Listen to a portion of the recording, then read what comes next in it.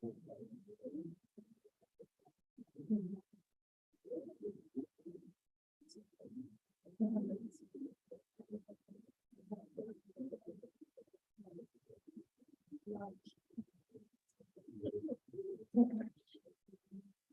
evening, everyone. At this time, we call the Weldon City School Board of Education meeting to order. I'd like to welcome each and every one of you here tonight, and thank you for your participation and continued support of Weldon City School. We'll begin with our mission statement.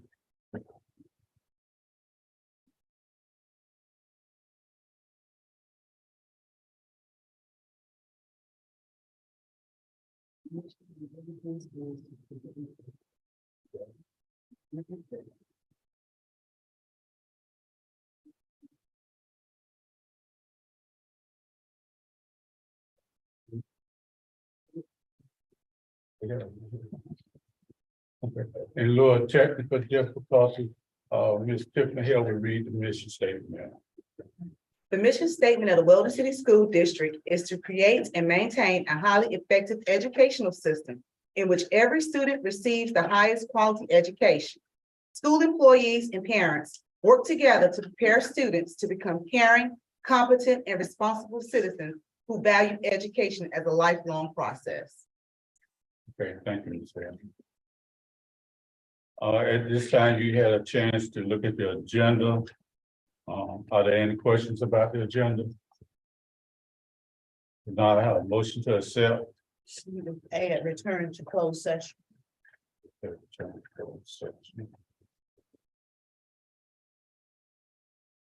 Okay, we'll make that.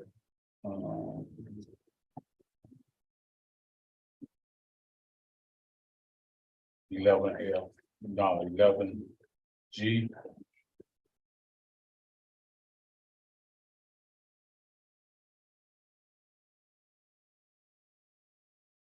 And I do have some questions regarding the 2 field trip requests. So I don't know if we're gonna do them under the consent agenda if I have questions. Right. After me. Okay. Yeah, Okay, thank you. And the other, Yes, yes, sir. just a point of clarity. Returning to closed session, that's not a part of the consent agenda. I think we probably need to You make that- put it down. make that Okay, we'll 12, make that 12 and then drop everything else down. 13. Right. Okay. All right, and other correction or changes? I move that we accept the agenda as amended. Second. Okay, been motion by Ms. Kim Robinson and second by Ms. Hill that the agenda be accepted with the correct changes or the amendments. Are there any questions? All in favor, aye? Opposed, nay? That record show, motion was approved. You have looked at your minutes, had your minutes, in your possession. Are there any correction to the minutes? If not, then I entertain a motion to accept the minutes. I make a motion that we approve the minutes. Second.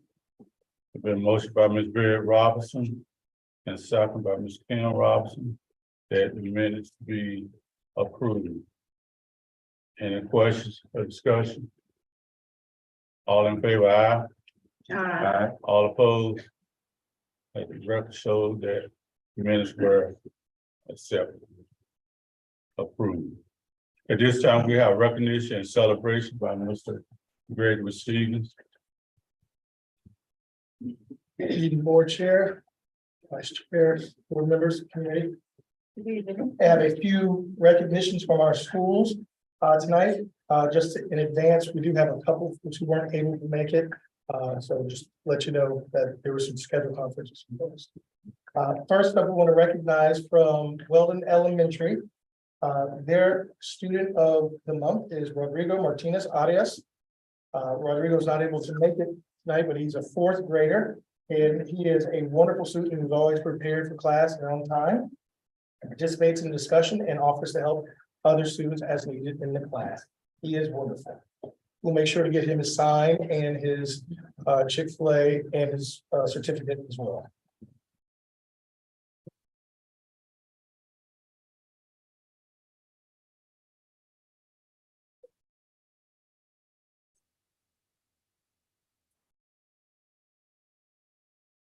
Next, we have the staff member of the month for Weldon Elementary, and that is Miss Connie Wheeler. Miss Wheeler in attendance. Well, even though she may not be here, she has wonderful energy and that is very contagious. Even though she joined the school in late December, she's done a great job with her pacing and being a productive team member who has already shown results. So we salute her and we'll get her recognitions awards as well.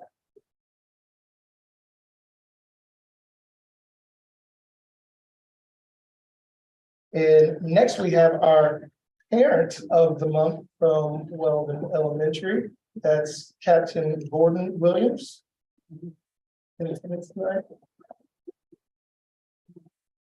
a captain because he's a captain with Roanoke Rapids Police Department, as some of you know. He is Interim chief. excuse me, I'll put some respect on it. Interim chief. Also, he's a parent of a kindergartner at Wega as well, and helps and mentors all students, and is an asset and a model parent. So we salute him. I'm sure to get it himself.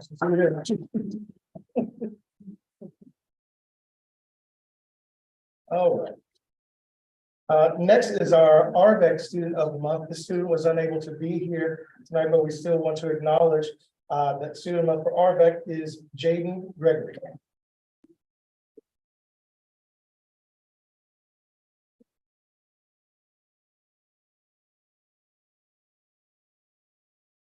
Next up, we have our student of the month from Weldon Middle School. This student is polite and friendly and hardworking and respectful to all students and teachers alike.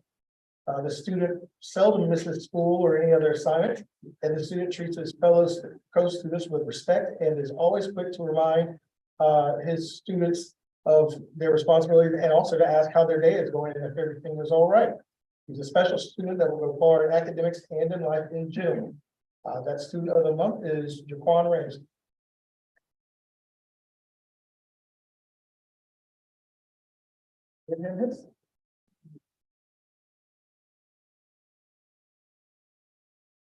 Next is our staff member of the month for Weldon Middle. That staff member is Nicholas Small. Mr. Small is a leader on campus. He greets students each morning at the door, and he's a team player. He builds relationship with everyone, and he brings two options for every problem that he identifies, two solutions rather. Also, he helps out with the principals list and honor roll students, and also was the point person for the Black History Month program. And he gives 100% effort all of the time, Mr. Nicholas Small.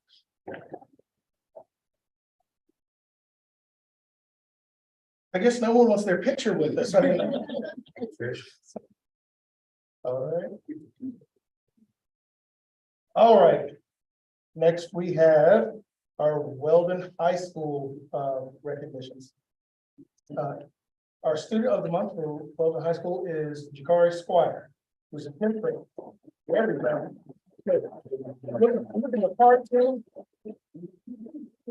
I like it. I like it.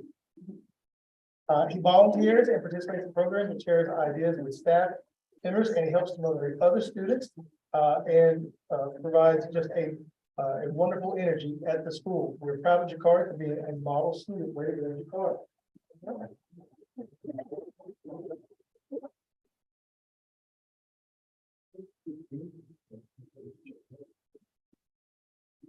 And that sign. There's a picture.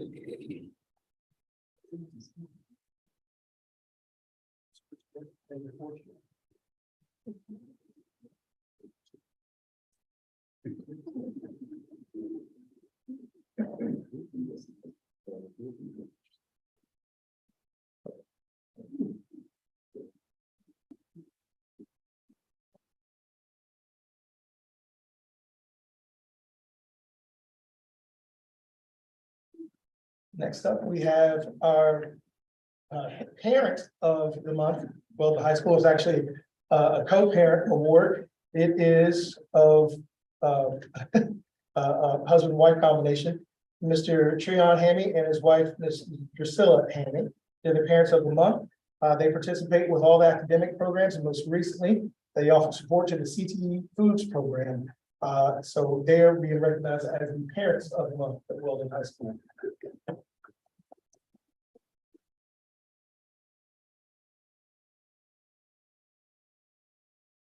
Last but certainly not least is the employee of the month, Weldon High School. We are thrilled to celebrate and acknowledge Ms. Dejanay Harris as our employee of the month. She goes the extra mile and she provides many resources for our students. Thank you for having us.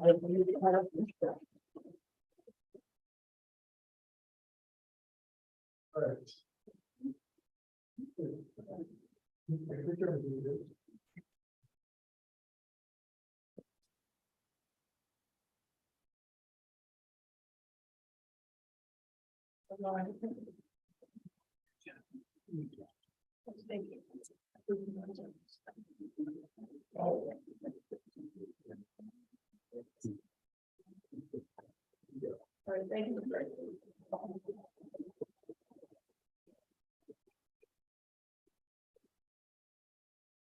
Next, I'd like to invite our athletic director, Mr. Lynch, to acknowledge our athletic recognitions for tonight.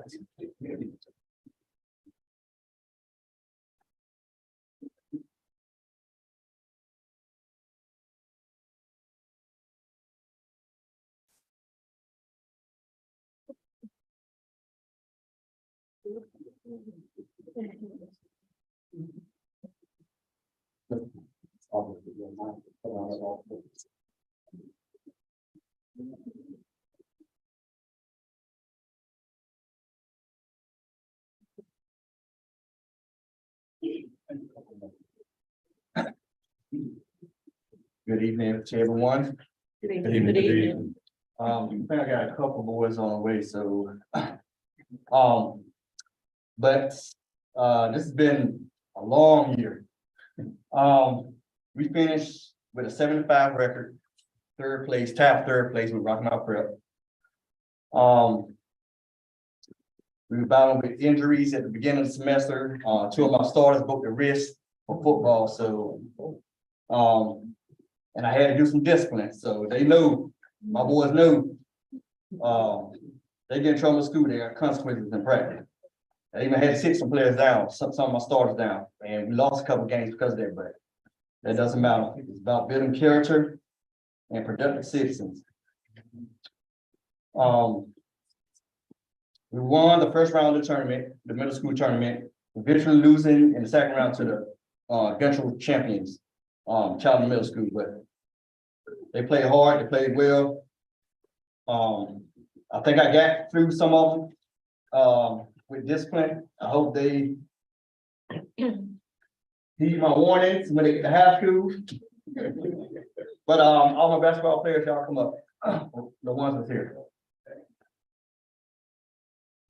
Here, come on up.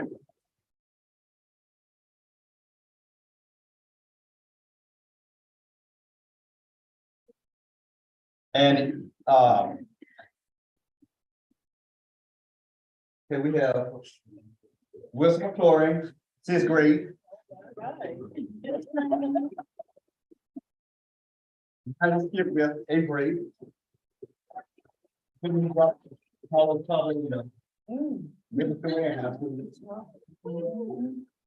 Jerry, he don't like me calling him anything, it's Jerry Moody, 8th grade. And Kobe Morgan, point guard, 7th grade.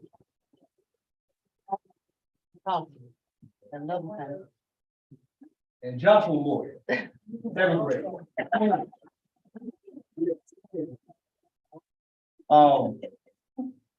Elijah Skipwell, he's been invited to how many tournaments, how many all-star games? 3 all-star middle school. Yeah, Kobe, he went to a middle school all-star game too. So actually, I'm pretty, I guess, pretty famous because coach is coming up and it's like, oh, you got some players, I know you got some players, so you want to invite to the tournament? I'm like, yeah. But he made the what, top 20 in the top 40? Top 40, Eastern Middle School. So there's the top basketball players in Eastern North Carolina. The top 40 7th graders, 6th graders. Okay, yep, so same thing as before. Well, we have next year, other players, Timothy White, Jamari Edwards, Varus Turner, Xavier Williams, Kadrick Brooks, Lamar J. Brooks, and Nicholas Barker. But there's 75 record, third place, third place. They had a good season.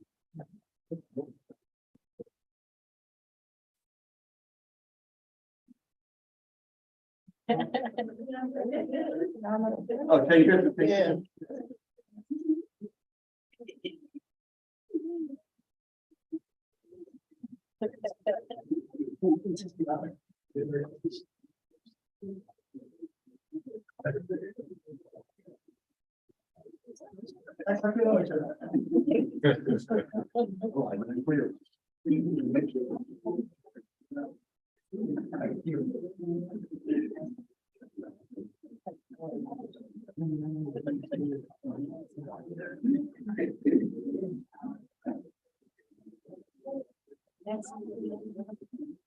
Good evening, everyone. I would like to introduce the varsity teams in Weldon High School, starting off with the Lady Chargers, the Mighty Lady Chargers. We had an excellent season this year.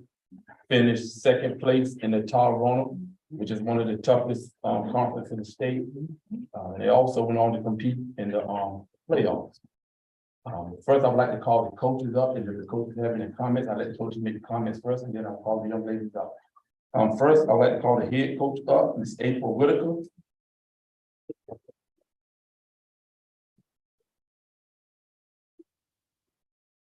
Next, I'd like to call up assistant coach, Ms. Katrina Bevier.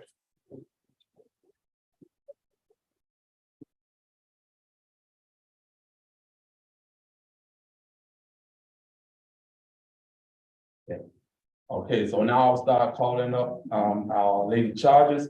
First, we have Cherish Hunter.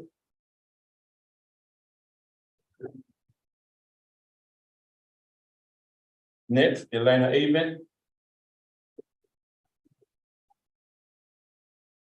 Brianna Moody. Jada Hines. Taquaja Pierce.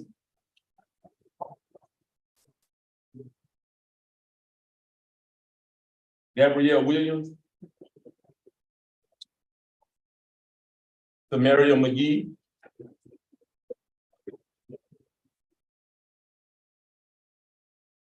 Caitlin Davis.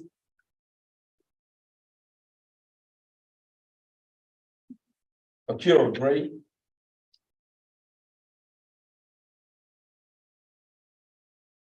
Tanija Robinson. Tanaya Robinson.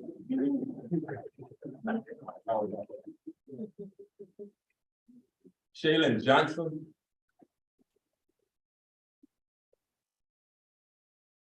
Izuri Reed.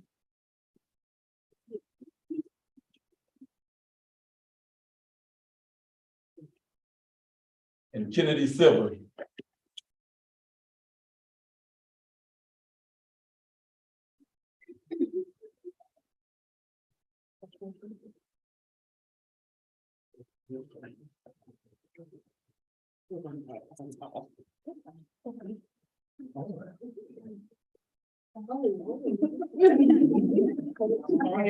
One, two, there you go.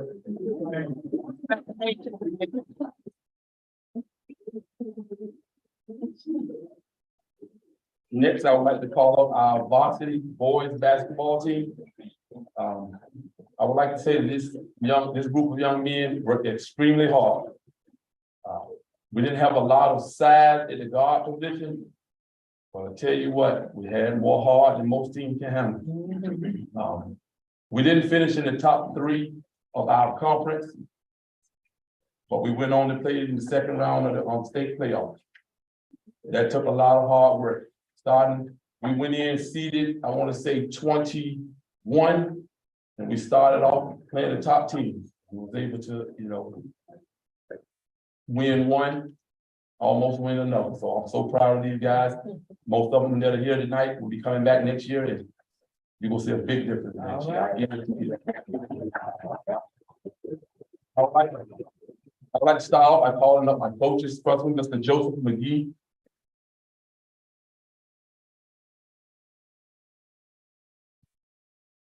Coach Don Hunt.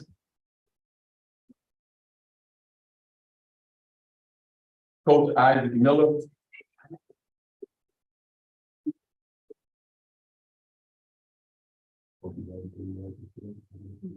And now I start calling up the young men.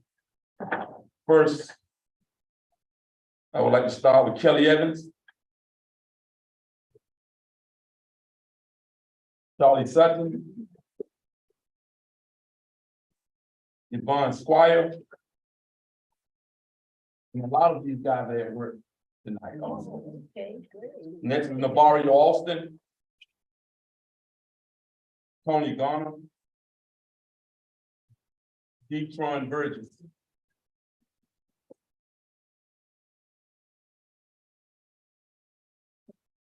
Detron's my starting point guard. Last game, we really missed him. Got undercut in the second quarter, went out with a concussion. But he's doing fine now. Tough little guy.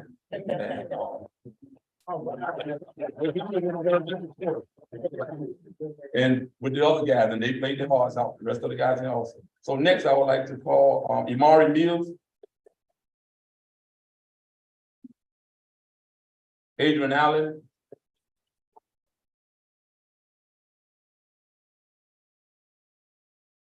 Jaquan Mallory, Kassan Bevier,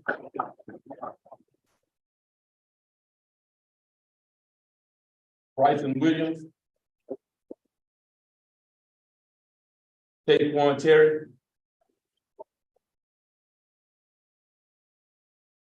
and Omarion Lashley.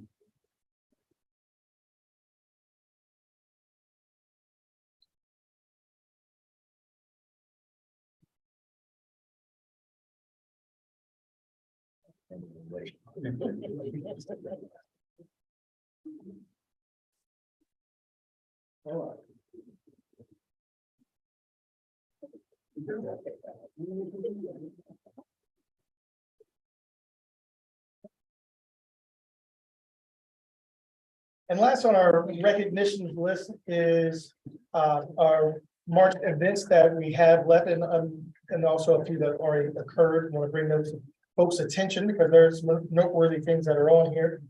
We did have a career fair on March 3rd at Kirkwood Adams. Our HR director led the way with that, along with the rest of the school system decided to come in the northeastern region of the state. And it seemed to be quite full with folks recruiting. I mean, we know that there's a teacher shortage nationwide, and we're not exempt from that as well. So it was a great effort on their part. And also kindergarten registration is still open for WEGA. So community members, let's go ahead and get those kids enrolled and get all the necessary paperwork done as well.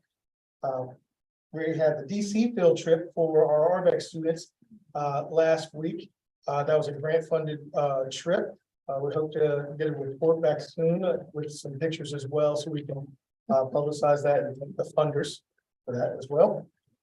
Today, the 8th grade visited the high schools, so they get a picture of what lays in store for them next year. Next week as well is going to be Spirit Week at the elementary school, starting on the 20th, and also there'll be a virtual parent night that night. So you don't have to come to school to be engaged. You can do it virtually as well, so you can get on board with that. Then we have the FBLA conference starting on the 23rd and the 25th as future business leaders. And then senior photos on the 27th. That's a big day, big deal for folks. And then the joint senior trip between RVAC and the high school, starts on the 29th to Florida. And also there will be a middle school honor roll celebration at Star City on the 31st of this month. And importantly, RVAC applications are due on the 31st. So let's go ahead and get those in. They're available on the school's website to get that completed. And that's our March events thus far.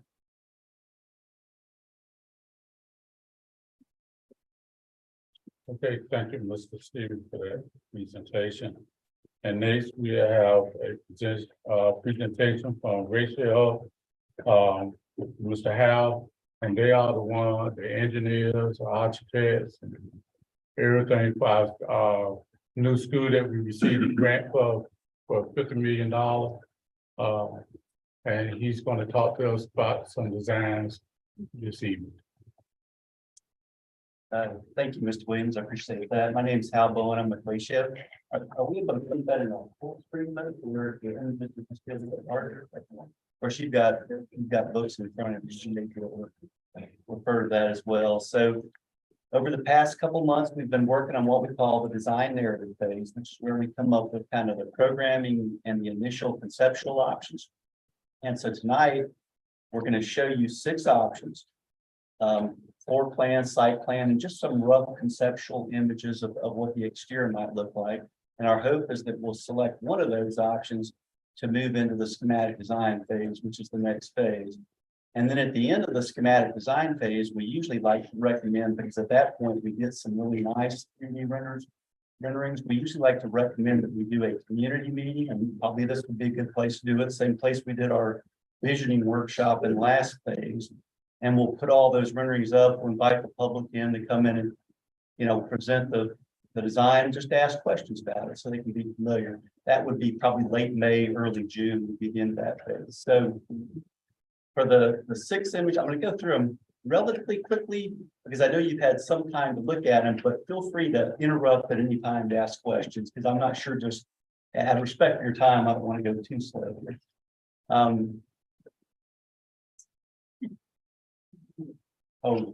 Pointing you. Yeah, if I get that back.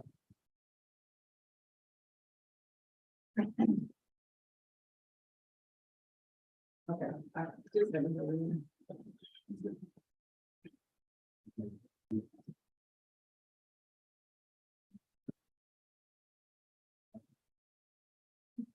Oh, yeah. Okay. Perfect. All right. So before we go to the options, I just wanted, this is kind of a brief scheduled look ahead of our steering committee meetings coming up. And I know there's been some challenge for all the board members to get to these meetings. So what we'd like to do going forward from here on is we're still going to have our steering committee meetings on the Wednesdays from 10 to 12. But that evening, we'll have a virtual meeting, say at 5:30 for any that weren't able to attend. So each time we have a steering committee meeting, we'll do a makeup. If for some reason everybody attends, you don't need it, we can cancel it, but we'll offer that option just to try to make sure everybody gets a chance to get their input. Oops. Yeah, there we go. All right, so here's our first option. We're calling it diagonal. This is a 2-story building. And let me see if the little laser works on that. Yeah, so the 2-story classroom wing is here. The middle school classrooms, core classrooms will be on the 2nd floor. The high school core classrooms on the 1st floor. And then there's a central dining commons in the middle, media center dining commons. And then they would share all the athletic facilities, which are shown in gold.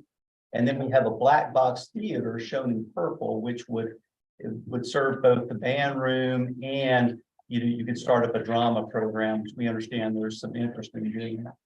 And you also see to the left of that is the existing gym, which would remain, because most of the options, I think all but one option that we'll show tonight, leave the existing gym as is. And because I know there's a lot of desire, that way you'll get 2 gymnasiums. Actually, yeah, you can go ahead. I think I'll just let you answer. So this is the 2nd floor. You see the middle school classrooms on the 2nd floor. Again, feel free to interrupt and ask questions if you have any. The little green area is the middle school administrative offices on the 2nd floor. So as you come up, the learning stair, you know, right here at the top of the stair, my laser pointer, quite getting on there. Well, that little green space is where the middle school principal and those administrative offices would be housed. You can go to the next. And this is the site plan, and Renee Pfeiffer with CLH Design, our landscape architect, is going to talk about the site plan. This thing, I don't think it works. You just have, you might even walk up there and point. Do you mind if I point at your screen? It might be easier for everybody. I'm Renee Pfeiffer with CLH Design. We're your site designers for the new Weldon 6 through 12 school. So I'm here to present all 6 site plans. And if you see the site plan, we have rotated it 90 degrees to easier fit on the screen to make it as big as possible. So when you saw the floor plan, this classroom bar was kind of at the top of your page. So we've rotated it 90 degrees. So what we have here is county roads to the left. Sneed Road is to the bottom of your screen here. What we have is the main administration area is facing county road. So that's your main entry to the building. We've got staff and visitor parking out front, and that would be your student drop-off area. We have an additional drive that has student parking off of it, and it also has staff and event parking to the back side of the building as well, directly adjacent to your football stadium. The existing gym is down here to the bottom side of your screen, adjacent to the bus loop. The bus loop would come off of Sneed Road. It would have parking for approximately 10 buses, additional staff for event parking off of your bus loop. And then to the right side of the screen or your page, if you're looking at your sheets, is all your athletic events. You've got your multi-purpose field, you've got your football stadium, all your track events, track and field, you've got your softball field and baseball field to the right side of your screen here. And for all of the options, it's about 10 additional entries that we understand the county is going to purchase from that farm to the south in order to fit the baseball program on the side. You can go to the next. And this is just a 3D massing image. And for all the 3D images, we're not yet looking at colors or materials specifically. More than likely, brick will be the main color and metal panel. We're just showing them generically right now in white and gray, because at the next phase, once we select an option, that's when we'll get into looking at materiality and color in a little more detail. But this would be kind of a view from the main street looking toward the front of the building. My laser will work. There it is. It loses on the screen. Yeah, the front kind of loses on there, but yeah, maybe you can point to it. Yeah, kind of the front entry, and you kind of see the 2-story classroom tower left. This is a view from the backside, kind of. This is the front. Yeah. And you can go to the next. So I have a question about that. Yes, ma'am. You're saying that at the front, that is where our students come in. Is that for middle and high? Is there a separate entryway? So in this option, they both come in the same. There is an option that has them separated, but in this first option, because it's 2-story, and actually maybe it's best to back up the floor plan to answer that question. So maybe 2 more of that. Yeah, so the green area at the top, that's the administrative offices, and just to the left of that is the secure vestibule, where it would be the main school entry for everyone in this option. And you would go up that learning stair in the dining to get to the middle school. So in this option, they would all have the same entry. Where's the elevator? Okay, but it's actually, yeah, it shows up. It's that little square in the green area here. And then if you go to the next plan on the second floor, or next slide. Yeah, it pops up in the corner of admin. So this is kind of a collaborative common space that overlooks that. So the elevator would kind of connect near both of those administrative areas. And at the end, after I show all 6, I'll talk about the cost for all 6 options. We have 2 options that are in budget, 2 options that are a little bit over, and 2 options that are a good bit over. And so and we'll, as we get to the end, we'll talk about that, and then we can come back and look at specific ones you want to relative to budget. Go ahead and go to that, and go ahead and skip on through what we've seen to the second option. Okay, so this is, and you can back up one now to the floor plan. There you go. So this is a 1-story option. Now you notice the number is, this is called option 5, but what we did is we kind of for purpose of the presentation, we put the options that were similar next to each other. So we have the two-story option that you just saw, but in one of our steering committee meetings, the group asked to see a one-story version of that. And so this is the one-story version of the option you just saw. And in this particular one, the main entry for the high school is in the same location. And that's the high school classroom wing. But then if Renee, you can point, the other wing is the middle school classroom wing, and its administration and main entry are off the other side. So this one does have the separate entries that you were talking about. And then you end up again with a little courtyard space in between the two wings that is adjacent to that media dining commons. And the athletic area and black box are arranged pretty similar to the last option that you saw. And of course, the existing gym still remains on this one as well. Another thing about this one, I can't quite see the text from here, but this one has the lowest square footage. So and that's not unusual that one-story options tend to have a little bit lower square footage because you don't have stairs, you don't have elevators. What's good about two-story options is that a smaller footprint, so it frees up a little more room for parking and other things on site. But it just kind of depends on what are your priorities. You can go ahead and go to the next. This is the site plan for the one-story option. Again, the building is rotated 90 degrees. The main entry is facing County Road. You've got staff and visitor parking out front. You've got student parking out front. So parent drop-off is off of County Road here for the high school at the main entry. But then the middle school drop-off would be also off of County Road, but we need to be the backside of the building here. And there's additional staff parking back there as well for the middle school if needed. And then they would exit back out on the County Road. Your existing gymnasium is to the bottom side of the page of the bottom side of the proposed building. Service is off of Smead Road with some additional child nutrition parking. Bus loop is off of Smead Road, directly adjacent to the football stadium and track and field events. And then you've got the remainder of your athletic events, multi-purpose field, baseball, softball, some additional event parking between softball and baseball. You'll see in all the site options, a lot of the athletic events, layout and locations are very similar. So you're going to hear me repeat myself a lot, so I apologize. And one of the things you'll also probably notice is that the football field in all of our options is rotated from the direction your current football field is, and that's to get in the correct solar orientation so that it runs north to south, so that when teams are driving in one direction, they're not looking into that harsh western sun. So that was kind of an important thing to accomplish, which works nicely with how long this side is. You can go ahead and go to the next image on that one.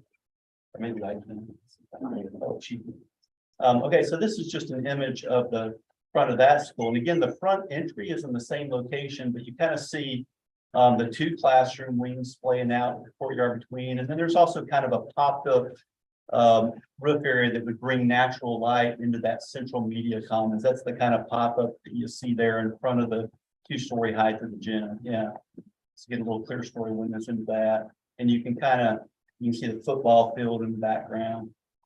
Go ahead and go to the next option or next slide. And this is a view from the other direction, so that would to the left would be your middle school entry. So there's parking there, and they would enter from that side. The high school would enter from the other side. A little dining or outdoor courtyard. All the classrooms have access to north-south natural lights. They're good daylighting. The athletic weight room and other facilities are in pretty close proximity to the football fields, and they come directly out of the main building to access all those athletic facilities. Okay, next image. Okay, this option we're calling the L renovation, reno, because there are two L-shaped schemes. One of them is an all new and one of them is reno. And what we mean by reno is the gym shown on this one is actually your existing gym. What we're doing is we're tearing off the locker rooms, we're tearing off the lobby, and we're renovating, we're leaving the rest of the gym, renovating it. We'll keep the floor and refinish it. We'll replace bleachers, replace the finishes, replace the exterior finishes. We understand the mechanical systems do, so we'll keep that. We understand the roofs do, so we'll keep that. And so what we've done, because we're not having to pay for a whole new main gym, where the cost of renovating is a little bit cheaper than the cost of new, we've added an auxiliary gym to this option up at the top. So that in this option, you still get two gyms, but you're renovating the main gym. And then of course, The classroom wing is a two-story wing, and it's kind of to the running east-west across the, maybe you point to that, Renee, much more than we're to. So again, the middle school classrooms are located on the second floor, the high school classrooms on the first floor.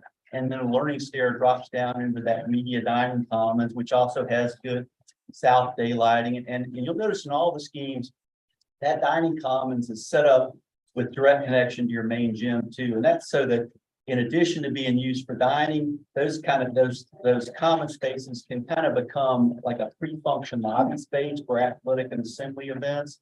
And it really, in a school like this, it really becomes kind of the social heart of the school, the living room. So before and after school activities, you could have community group meetings, that sort of thing in that large common space.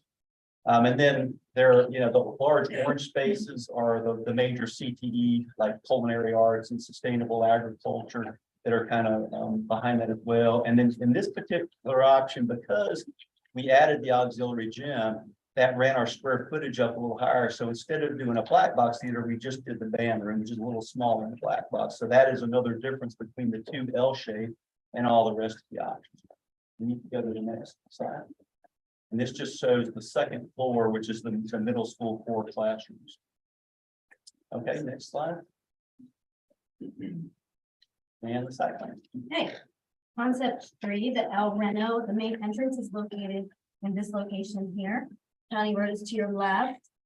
Staff and visitor parking, a large staff parking lot along the visitor is out front. So parents dropping off and come in off the county road, drop off at the main entrance and then leave back out on the county road. Student parking lot is off of Sneed Road, directly adjacent to that auxiliary gym Hal was just mentioning. The bus loop is off of Sneed Road as well. It is a long bus loop that comes off the end of Sneed Road, drops off at the existing gymnasium, and then exits back out into Sneed Road. Along that bus loop is additional staff parking, additional event parking. And then again, as I was talking about, stadium is located kind of in the center of your site, facing north-south along the track and field events, baseball and softball to the south side of your site. One difference is the multi-purpose field in this option is located out front, but it does have direct adjacencies to the new building. Next slide.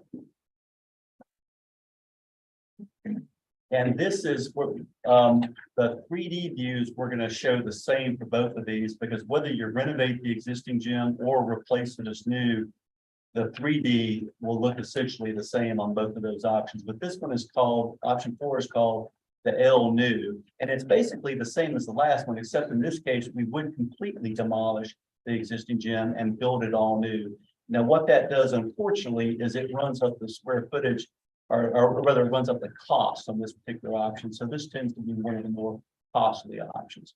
And you can go and go to the next. Otherwise, the layout of the plan is identical to the last one. And again, the second floor has the middle school classrooms. And the next image. And this will be the, site plan first. Very similar site option that you have. You've one main entrance off of County Road, staff parking between County Road and the new building, staff and visitor parking at the main entrance, multi-purpose field out front, bus loop to the back side of your building off of Sneed Road, student parking off of Sneed Road, as well as service to the kitchen area of the building, stadium in the center of the site, baseball and softball. And this is a 3D view from the county road. So you see the large sort of gray volumes to your right are the two gyms, the auxiliary gym in the foreground and the main gym behind that. And then the two-story classroom wing is kind of running across the back to the left. And then that's the entry kind of between the two and the crux of that L. And you see kind of the football field out behind the classroom. And next, I think will be a view from the other side. Yeah, from there you see the classroom wing off to your right, and then you kind of see that dining common space has views, which is kind of where that little shade roof is. You can point to that, Renee, kind of, and that's kind of near the bus drop off as well on that side.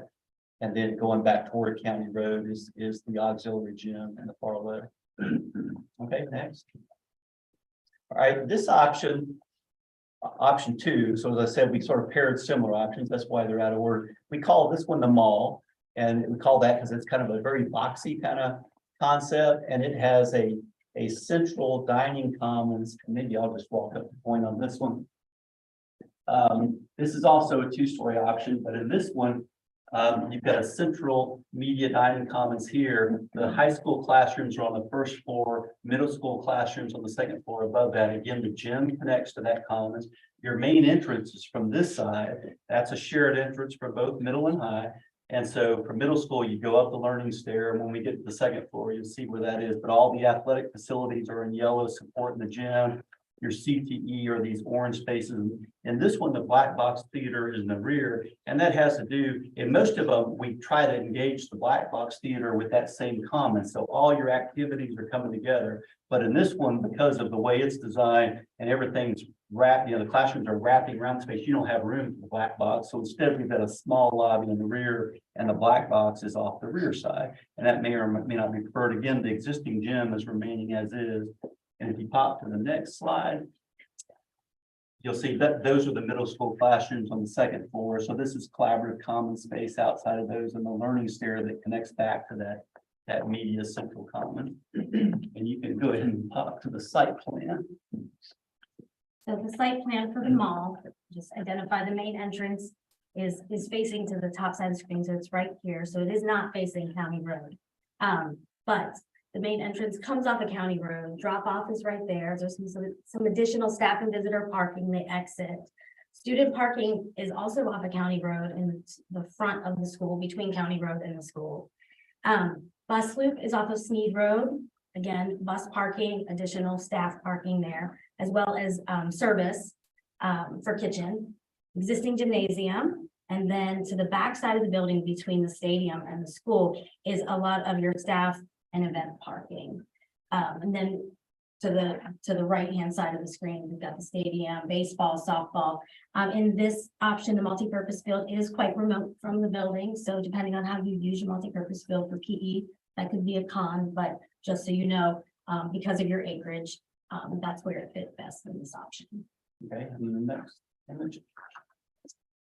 And so here's a 3D view from the main road. You're seeing that 2-story classroom wing in front. That's what the windows are. And then kind of going down the right side, you're really looking sort of between the building and the existing gym, and you kind of sort of see the athletic spaces down your right. And the next image is a view from the main entry side of the building, which in this case would be the east side. Next slide. And yeah, so the main entry then is kind of that space between, it's kind of right here, between the 2-story classroom wings and then the athletic and CTE spaces. These are your culinary arts and sustainable ag, kind of larger CTE spaces. Okay, next. This is the last option, and it's kind of the 1-story version of the mall that you just looked at, because you'll notice all of the athletic and black box and all that is pretty much the same.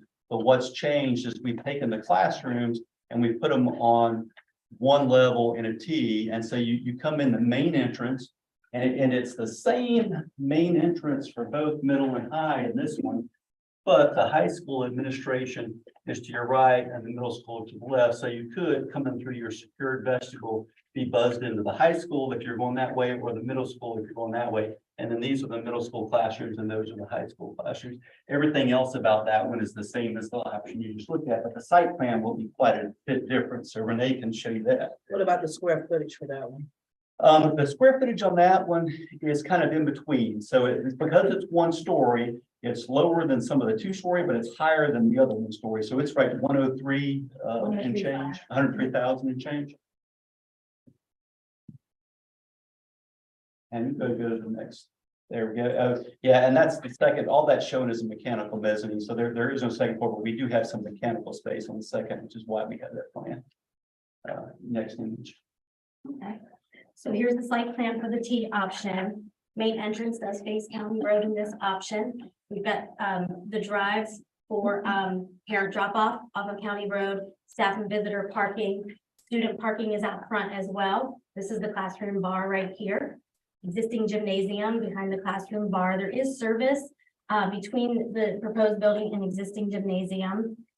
We've got staff and event parking back here, and we do have bus loop to the side of the building, to the north side, of the proposed building. And we do have a lot of parking off that bus loop. It's kind of a long linear bus loop. It's kind of a far way travel for your buses. So that might be a con of this option, but we needed to get them back there to the bus drop off area. But there is parking between your proposed building and the stadium, and then your athletic events to the right-hand side of the screen here. Okay, and next image. And so that would be a view from the front. So you see the classroom wings going in opposite directions, the main entry basically dead center, the popped up space in gray is your main gym. And in front of that is sort of a popped up clear story window that would bring some natural light into that central dining commons. And again, you see the football field out behind it in this option. And the next image, I think, will be a view from the other side. So you're kind of behind the classroom wing and you're seeing the black box theater to your left, that taller gray volume kind of behind the gymnasium. All right, and so this is now the cost, and I don't think my pointer works, so I may just let me see if I can get my pointer to work. If I get Do we have that? Yeah, that's actually not bad. Is it here? That's in here? That is not in there, because that is all hot off the presses. So we just got all the cost estimate stuff pulled together late yesterday, and we had to send that to the printer a few days ago. So, but we can send you we'll send you, actually, you've got a copy of the presentation thumb drive, so you've got that now. So basically what it's saying, the ones that are in red, so we've got the estimate, the budget, and the delta. If they're in red, they're over budget. If they're in green, they're under budget. So option one, which was that two-story diagonal, the total cost is shown at 54.8 million. So it's about 2.3 million over. Option two, which is the mall, that's the one that you were actually, yeah, that's the mall. The mall is sort of the boxy one. It's also 2 stories. Now its square footage was similar to the others, but because it's boxy, it's less exterior walls on its cost per square foot was a little lower. So it's closer to budget, but it's still over. It's at 53.3 million, which is about $813,000 over budget. Now that's over budget, but if you like that one the best, it's within striking distance. We can make some changes that we could probably get that in. The third one, the one that we call the L Reno, is actually under budget, and that is owing to the fact that it's less expensive to renovate a gym than it is to build it all new. So that one is at 52,336,000. And so that's about 100, I think it's 60 or 80, 163,000 under budget. So very close. The fourth one, the L New, and you see they looked identical when you looked at them in plan, but the L New, because you're building all new gym, is 2.5 million over budget. So it's actually the most expensive of all the options. So probably not the one you want to go with. Option 5 is the 1-story version of the diagonal. It's the one that had the 2 separate entries for the middle school and high school. And that one is the most under budget. It is actually, I believe that's 461,000 under budget. Is that what you see, Renee? That's right. 52,038,000. And then the last one that you saw, option 6, the T, which was also 1-story, is over budget, but it's only $500,000 over budget. It's 556,000 over budget, because again, it's 1-story. So it's within striking distance too, but without question, option 5 is the one that is the best on budget. And I think in our evaluation, it's also the one that from a pro-con standpoint seemed to check a lot more of your boxes. So it felt like, it would be the one the design team would recommend at this point in time. And so with that, I'll stop talking and answer any questions that you all have. That is the last slide. Stakeholders input. How much of that has happened? Well, so we conducted a programming session first at the school where the principal rotated different departments in. It was kind of an all-day thing, and each department came in, each kind of like science, there's child nutrition, athletics, and we talked to them about their program. We did a visioning workshop, which was conducted here. Was that, what was the date on that? February 6th, and so that was open, and of course, we coordinate through Dr. Williams and everybody, but that was open. We had 20 some participants. We for a little more, but it was open to whoever all you could get here. I know the county manager attended. Several members of the steering committee and board attended, and in that, we did 4 different visioning exercises that were kind of in the 4 corners of the room, and we got input from, you know, on a variety of things about, you know, goals and vision for the school, ideas about different learning patterns, you know, things that you liked and didn't like about your existing school that you kind of like to see maybe carried into the new school. And all of that is documented in the book you have here. So if you want to read in the detail about kind of what some of the stakeholders said. And then we also had meetings with the steering committee were set up every month. And in between that were staff meetings with Dr. Williams and his staff and to show regular progress on the design. Student input. So we had, students were invited to the workshop. We actually had, I believe, 1 student show up at the visioning workshop. And certainly would have loved to have more students at that. So we haven't had anything, when I'm speaking of stakeholders now, I'm speaking of parents. So we haven't had one that was specific to. And we had 1 or 2 parents that showed up for that as well, and certainly would have loved to have had more. But part of the challenge there, and we're open, a lot of that, we kind of have to rely on the owner. When we set up something, we gave a flyer and said, these are the people we want. We want middle school principal, high school principal, we want teachers, we want some parents, we want some students, we want board members, we want commissioners. And, you know, the word gets out and we try to get as many as we can get here, but that kind of is out of our control. And in the interest of time on the schedule of the project, all this had to be accomplished in about a 2-month period. So part of what we're fighting against with this, what all projects are fighting against, is inflation escalation is running at a pretty high pace. So trying to keep on pace to open the school in 2025 means we have to move at a fairly good clip. But we would like to continue having staff input and parents, you know, stakeholder parent input throughout, which is why at the beginning I mentioned you can tell us how often you want to do this, but normally what we see is at the end of the schematic design phase, we have a community meeting. And I say at the end of that phase, because then we'll have professional renderings of what the exterior looks like. We'll have colored floor plans like you've seen here, but they'll be a little more developed. And we put those up on boards or have them on monitors like this. And we invite the public to come in and can do a little presentation for them. And they can just ask all the questions they want. And we see some of those meetings very well attended, and we see some very lightly attended, but usually you send out kind of a flyer saying from 5 to 7 on this date, the design team will be at the middle school of Weldon High School. Please show up and take a look at the design, give a shot. And then it's kind of luck of the draw to see how many actually show up. And as I said, it tends to vary a lot. It just depends on how interested people are in design of the new school. So I guess my next question is, how is it publicized to let our parents and students know that this is for them?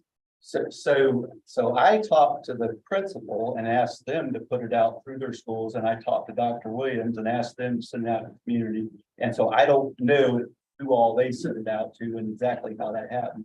I know it's a pretty quick turnaround to get it all happening. I also know with these things, it's always challenging, for people who work and all to make time in their schedule. We did have, as I said, 20+ stakeholders that showed up for the visioning workshop. Would you be open to it being, for it to be open? Because my main concern, I asked you the other day when we met, is the community being involved. This is a huge thing for our community. This school has been around for decades. My mother went to school and most of my family went to school. And to have this building demolished, it holds sentimental value to a lot of people. I feel like the community, parents, the students, the 7 board members here will make the ultimate decision, but I feel like we need to get input from our stakeholders, the parents, the students, to see all what they want. Because we were elected to make these decisions for the people. Sure. So I would just like to hear what they have to say first before rendering my final decision. Yeah, and we'd love that too, and we'd certainly be willing if you want to do, like at this phase, if you want to do a community meeting like this where we show all 6 options, we'd be happy to offer that. I would love that. If you're talking about the decision of whether the existing high school remains or not. No, Okay. That's what the grant was. Yeah. Yeah, if you're talking about input on that, yeah, we'd be Yes. happy to do that, if that would help. Now, I will say that our schedule is predicated on we have a decision tonight and we move forward, but if we could get something like that turned around quick, like schedule it for next week or the week after, then we won't lose too much time in the schedule, and I think we can manage that. But again, the more time we lose, the more we're fighting against inflation, and if that's something that happens at every phase, we could get to the point where we're Over it's what budget. it's cost, yeah, exactly, it can affect, because part of what you'll see when you look in, or when we'll send you the detailed breakdown. So besides this estimate, we've got some backup from our cost estimator, and you'll see some detailed spreadsheets, and you'll see that there's an escalation factor, and it says 1.5 years, and that's from now until when we're bidding this thing in 2024. And so if that pushes out, that number goes up, and that factor keeps climbing, and so we start sort of chasing ourselves. Do we have that as well? The escalation factor. It's included in this. Okay. And my point was just that it grows if you push it out. Now, a week or two is not going to make that much of a difference, but if we kept doing a lot, it can make a huge difference. And what we really don't want to get into is a situation where we get enough delays that we don't have time to get the school built in school year 2025, and then you push out enough to where you lose a whole school year. And I don't know exactly how you do that. I know most school systems we're with, they have to hit on the calendar year, and I would assume you would too. But if it got that bad and you were going to miss by a little, given that your plan is it's not an occupied phase, your plan is to kind of relocate to the middle school, potentially, I guess you could still do that, but you will still see the cost increase just based on the installation. So if we can get something like this scheduled as early as next week, or at the very latest, the week after, we'd be happy to come back and present that to the community. I think That'd that be needs to great. happen. Yes, That needs because to happen we don't want to fall into the situation that we have with the with our middle school. school, It was rushed, and now here we are. Okay, we had, excuse me, wrong side. I do just want to offer, I'm Emily Ewing, I'm an interior designer at Ratio, I'm also serving as the project manager for this project. We talked about the community meeting that we want to have a little bit later, in May and maybe early June. Sometimes waiting a little bit, to have the community come in and really be a part of also what's happening on the inside of the building versus just the site plan and what it looks like, form wise. The spaces where students, parents can touch, feel, actually experience what's happening in there, in my opinion, is super, super important. And I want them to be really involved in that process as well. So schedule wise, if it doesn't make sense, or you guys feel like maybe that would be a better conversation to have just a little bit later when we have had a little bit more time to develop the interior, give you some concepts where we're gonna, really invoke that Charter pride inside the building. Sometimes, that can be a more fruitful conversation. So just wanted to offer that as an option. It's something I've been. Important to clarify though, that will only happen with one option. So we only Yes. get Right. developing that Yes. interior once we have a decision. Yes. That's why we want to have what we just said. Right. So our community and stakeholders can have more of an input of the structure. And we Absolutely. can still have the other touch points as the one. In the future. Right. Yes. Is there, so do we not even want to discuss pros and cons or debate which ones we like or anything? Or which one's your? I've heard everything that you presented to us tonight. And I agree with my colleagues that whether it's next week or the week following, that we schedule a time for our parents, especially, and maybe we can get the students as well to come out with their parents. I think that's very, very important. But I will go on record tonight to say that when we talked about building a new school if we got the grant. Of course, the first time we applied, it did not come through, and the second time it did, but based upon us having middle and high school model. I would be in favor with concept 5. It is under budget. It is 1 story, as we, as a board, agreed before we even, start talking about which kind of scheme, I guess to say, a concept that we would look at. 2-story was never an option. And when I look at this, concept 5, 1 story, is the only one that presents a bus parking. I don't like the idea, if an emergency comes up, we got to get our buses from central office, as we were talking about one meeting, to come out here. That just doesn't make any kind of sense to me from an emergency standpoint. Concept 5 gives that, where we have our bus parking, but also looking at the 460,000+ that would be under budget. What I would love to see happen is some form of renovation be done to our remaining gym, our current existing gym, whether with the floors, the bleachers. I mean, we could get some padded bleachers rather than those hard bleachers that's there now. I would like to see that done within concept 5. But Mr. Williams, that's if we vote on that tonight, that's where I'm looking at concept 5. But I want to use that money that we have under budget to do something in our current gym. So you bring up a lot of great points. So I want to address all of those. First, I agree with you. I like concept 5 best too. I think it makes the most sense. It responds to most of the input that I've heard from you. Separate entries, 1 story. It's the lowest cost. That's all great. I will clarify in terms of the bus parking, we can do that on any of them. On the site plans, we showed some with and some without, but any parking lots could be converted to that. So they could make that happen. So that wouldn't be the reason, but I think your other reasons are valid. I will say, I also need to point out though, is that the estimates from all of these options did not include the baseball field, the construction of it. And the reason for that is because when the grant study was done, the baseball field didn't fit on site. And so our understanding was that the county would be buying the land and the baseball field. I think maybe the intent now is they're only buying the land. The baseball field is just over $400,000. So that 400,000, 500 would get you the baseball field. It's the only one that would get it at this point. The other thing I would say is there's not any scenario where we can renovate the existing gym unless we're not building a new gym. And the reason is once you start touching, you open Pandora's box of code improvements, and it becomes a very expensive. You won't be able to put just 400,000.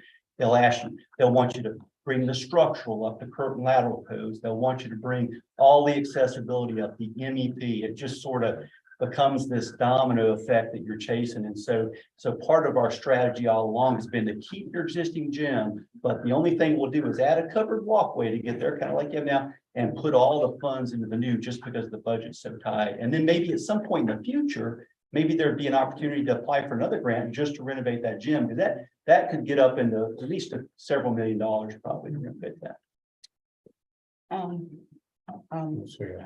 Mr. Sykes, also, I just want to let you know, he wasn't here on Monday, but when we met with them on Monday, the majority of the board did it. We all decided on option 5. It does seem to be everybody's favorite. So that's great. And looking at 5, and I like 5 the best. I do have an issue with the administrative suite for the middle school.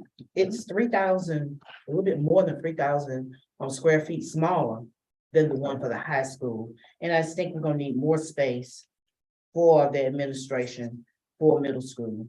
Because what we have now, we have a larger space for them in the office area. And that black box theater, is there any way that we can just make a band or choral room and make it smaller? Absolutely, yeah. And then we'll save some money, you can have some more space for administrators on the space. So we could go with a band program, which is smaller than the black box. The reason behind going to the black box instead is there was some desire expressed by school that we'd like to start a drama program, and a black box can accommodate band and drama, so it sort of gives you the best of both worlds. As far as the admin goes, the reason there's the discrepancy is you don't duplicate all the administrative functions in both. You've got, all your core stuff, attendance and registrar and all that kind of stuff is housed in the high school, and then the high school principal. And so in the middle school, it's just the middle school principal, secretary, a guidance counselor, and a little reception area. Now, you could talk about, we want to split some of those central functions and some with middle and some high, but you wouldn't want to duplicate them just because you're duplicating costs. And I know that's something that would take away from other functions you believe, and there would be no need on such a small school to duplicate those functions. Okay.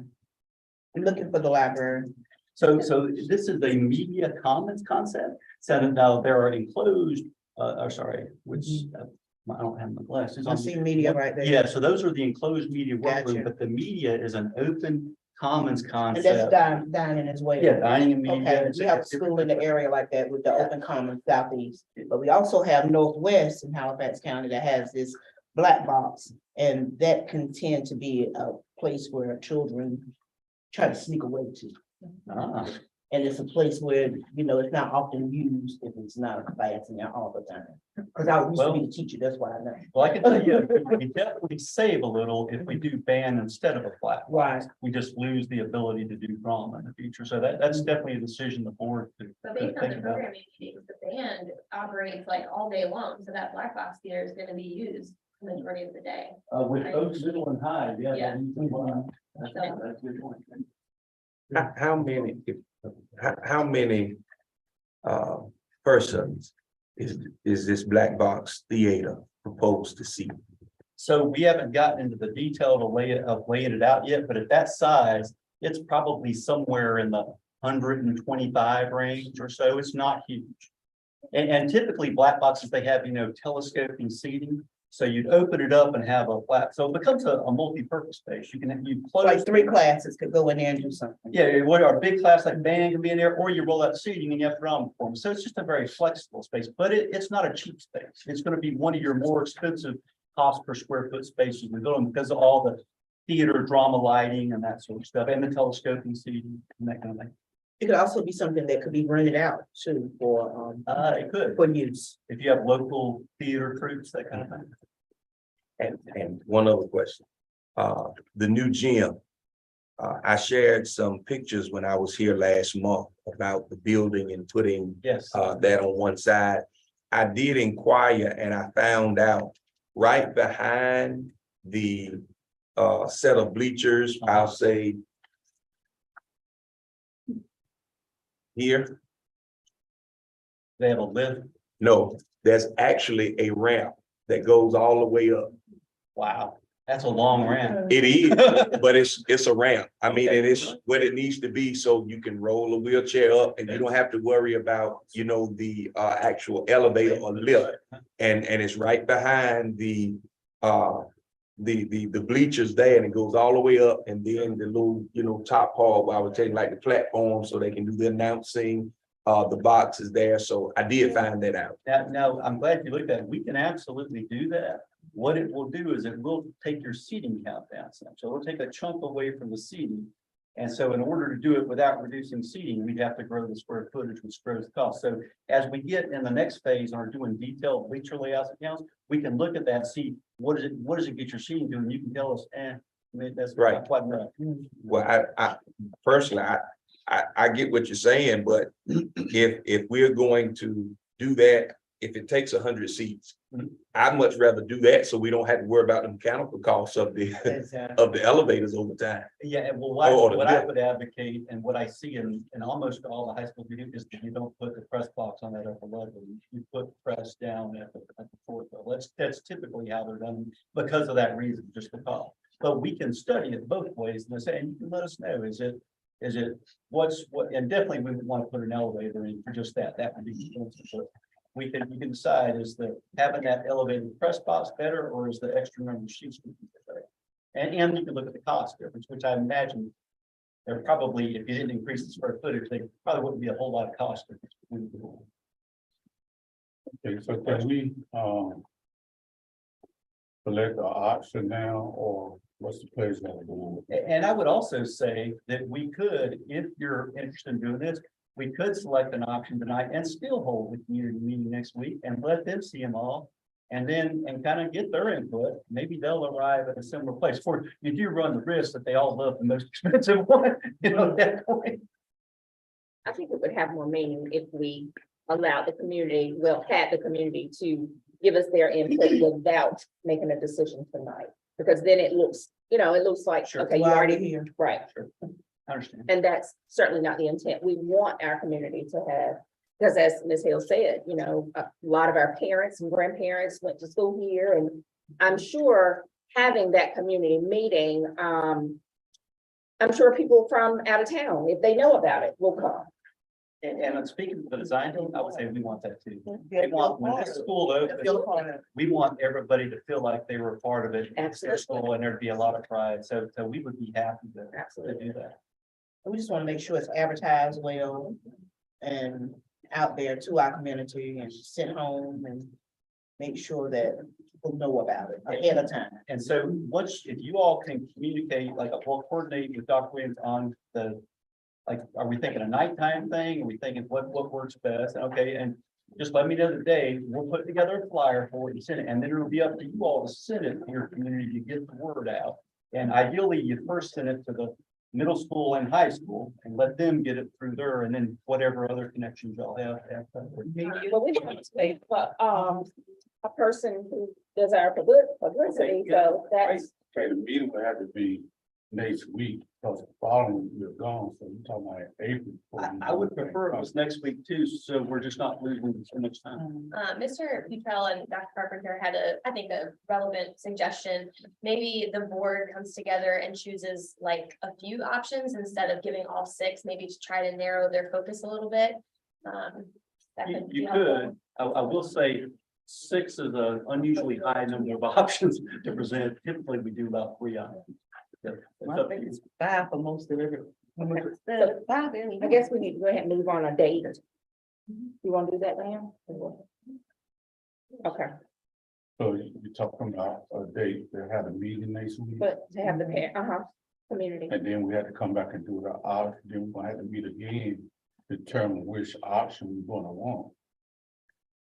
If we don't pick an option tonight, that's, if you're gonna have that for the community and everything, if that meeting is next week, then after we take in what the community say, we're gonna have to have a meeting to decide which design we're gonna use, which is gonna put us in April sometime We coming can do it all the up. same day if you decide on All the the same day. same day. Yeah, We got Give them a floating time from second minute. 5 to 7. give them Then enough we gonna- time to come. Okay, suppose all of us are here.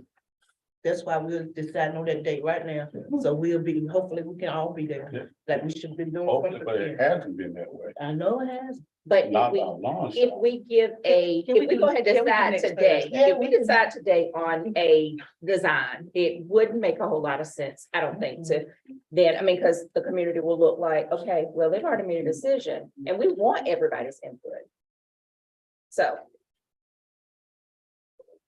Okay, just question here. so you said. next Suppose the Thursday. turnout is the same as we had for the visionary. Our community would have participated. They participated in. Can we just go ahead and pick a date? No, I was So that just we can asking make the sure. question. Yeah, I'm just saying the community would have Pick a date. participated, that's what I'm Because saying. I mean, And so next week, Thursday is the only night I cannot do. Okay. Any other night. Wednesday. Wednesday is the best for me. And we'll get that flyer out to you tomorrow, because it'll be similar to the one with the workshop. We'll shoot that to Dr. Williams, and y'all can distribute it through your own effort. So, Mr. Williams, yes, sir. Which side? If- Right side. if we meet next Wednesday, I'm fine with that, but like you said, if we did the floating or whatever from like 5 to 7, and then it's announced that we gonna go into board meeting at 7, and we vote right then, that's what I'm gathering that you're saying, right? That's it. That's all. I'm just here. That works. That works for me. Do it all at once and we're done. Yeah, I'm just making sure that I'm understanding what's What being you're said. saying, that, I mean, you throwing it out there, so that's up to you. Wednesday works for them.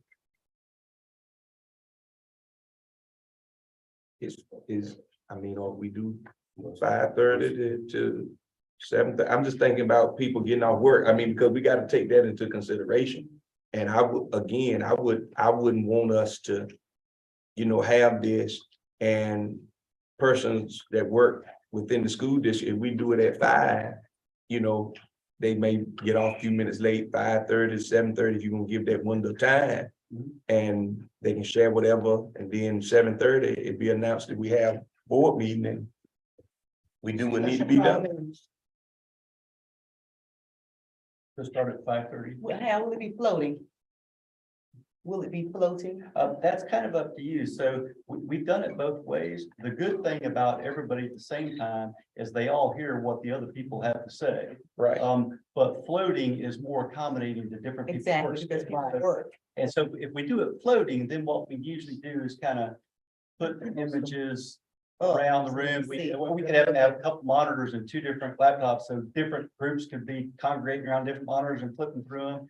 And we're kind of just taking notes of what we're hearing, and but it'll be important that board members are here too, so you're kind of hearing the input, and that we get an understanding of kind of where we. But I will say, hopefully they like the same option y'all like, Yeah. because it's the one that's in budget. And then once they. If I may, Mr. Reed. Yes, sir. If this is just me personally, from everybody that I've talked to in the community who have said something to me, that's why when we were meeting last month, I said something about the 1-story option. Because that was the feedback that I had gotten from the community, 1 story, 2 separate entrances, basically like concept 5, not necessarily designed like that, but that's what the feedback I received from the community. That's why, I said option 5 tonight, yes. It would be good if you can encourage your 1-story fans to come out here to help support 1-story. I would just like to go on record saying, I'm not trying to kick the can down the road any further, but I would like I said from the beginning, I want the community involved. We can go ahead and set a date and a time, because right now we just steady talking and talking and talking and it's too long. So, you said the 22nd? That's what I heard. I'm thinking having floating, because you do have individuals that work at night or in the evenings and they can't make it. I want everybody, if you're able to make it, to be a part of it, of this experience. 5:30 to 7:30? No, What, 3 to 5? they said it could be floating, so yeah, make it earlier, so that Can people. you all get here earlier? Oh, earlier, sure. Okay. I can. Like how, like 4:30 to 7:30 or? So 4 to 7. 4 to 7, okay. And for clarity, board members, are you saying the official meeting would start at 7? That'd be important for the notice. Right. Yes. Yeah, that works fine.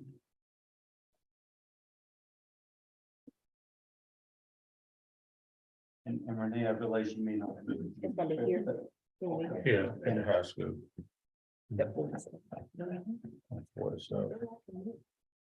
And that'll be a special call meeting, and the only thing that would be done in the special call meeting is selection of the design. That's correct. I'm with that. So we call the meeting to order at 7 o'clock, like you said, Mr. Williams, and we put the motion on the floor for whatever design. No We discussion. would have heard everything by then. We should be ready to vote, right? That's what you're saying, right? Yes, sir. All right.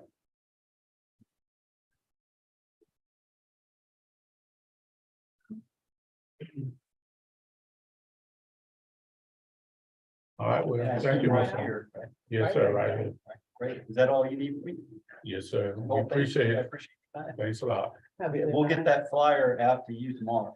So we can get the advertisement going, because we would love as much participation as we can get. We want the community to really be behind us and be excited about it. Thank you. Thank you. Couple copies up here, does anybody want them? Additional? Not need one.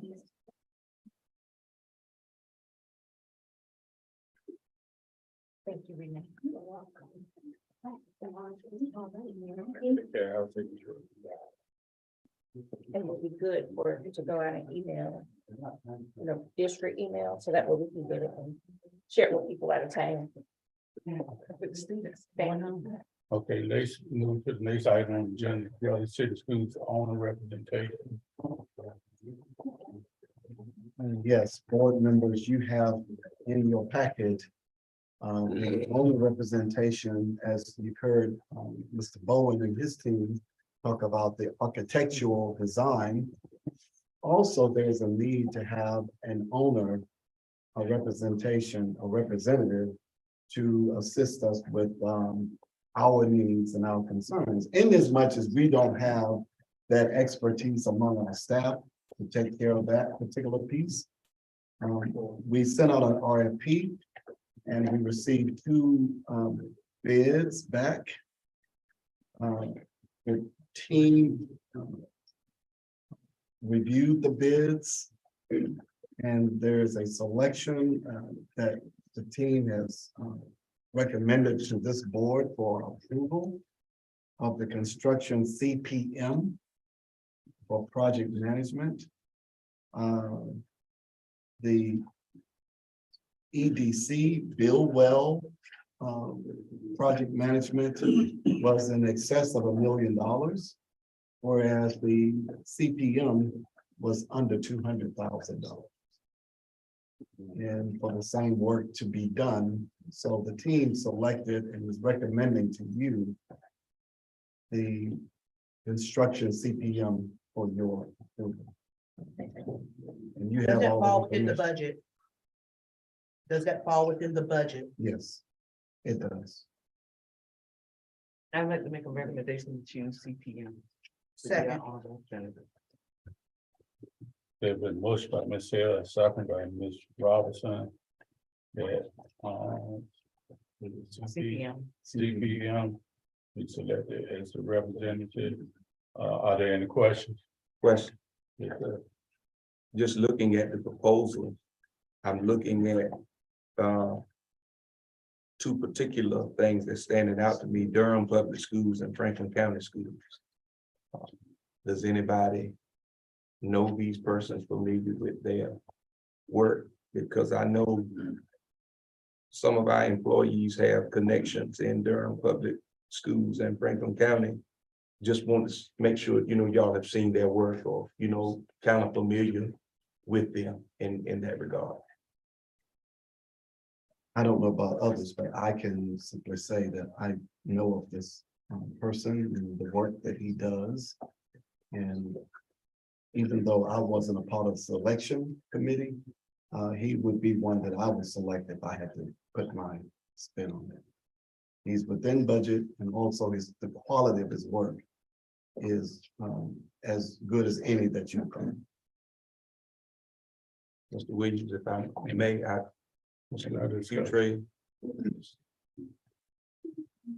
in as much as he has ties there. I mean, I know what Dr. Williams has said, he wasn't a part of the team, and I respect that. Just hearing another opinion, that's all. Yeah, my awareness and knowledge would have been based on the proposal that was submitted. As a former employee with Durham, I was not connected with that department or anything.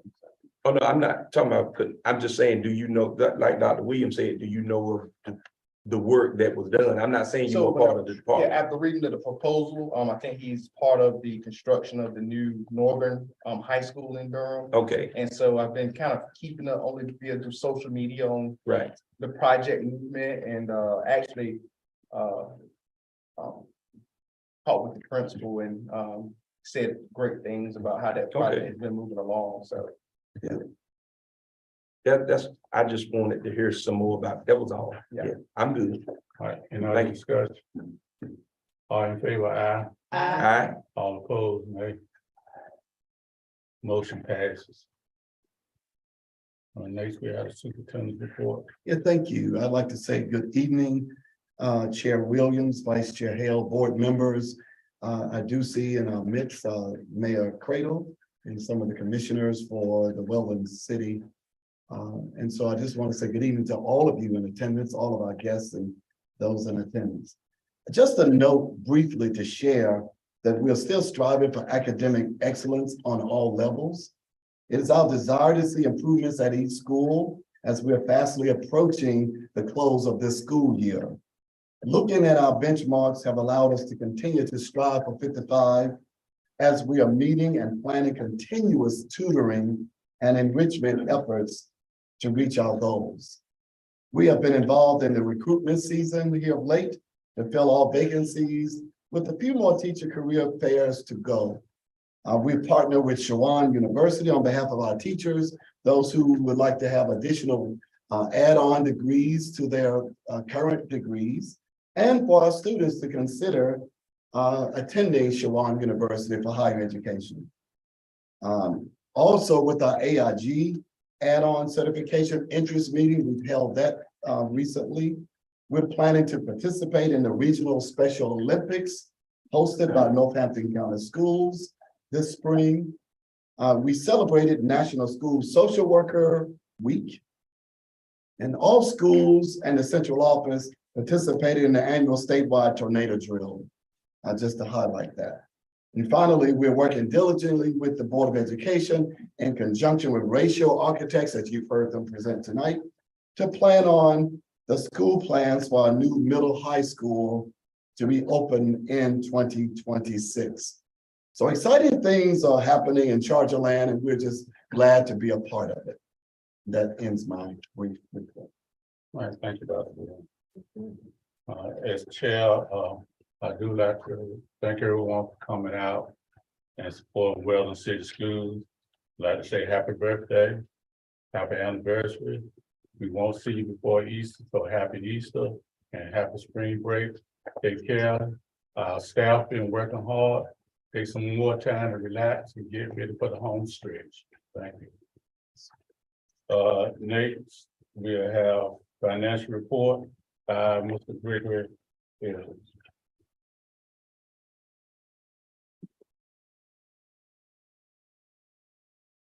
Good evening. Good evening. Please.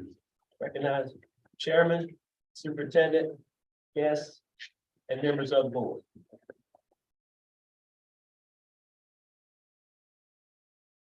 I'm going to present to you the financials for February. But before that, I'd like to address a revised financial for January. I believe you have those that were passed out to you. There was a correction and an error on my behalf that was made during that previous board meeting. But again, I have revised that financial, and if you have any questions, I'd like to take those at this time. We don't have it yet. Sorry. We don't have it yet. Oh, sorry.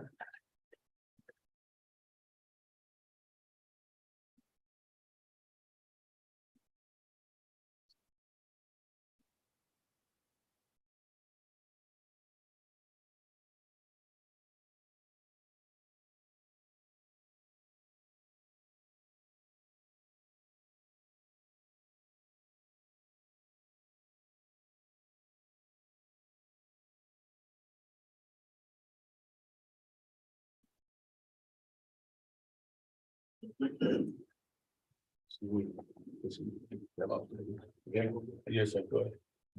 Yes, sir. It was, were all of them in error, or was it just? No, it was basically the child nutrition.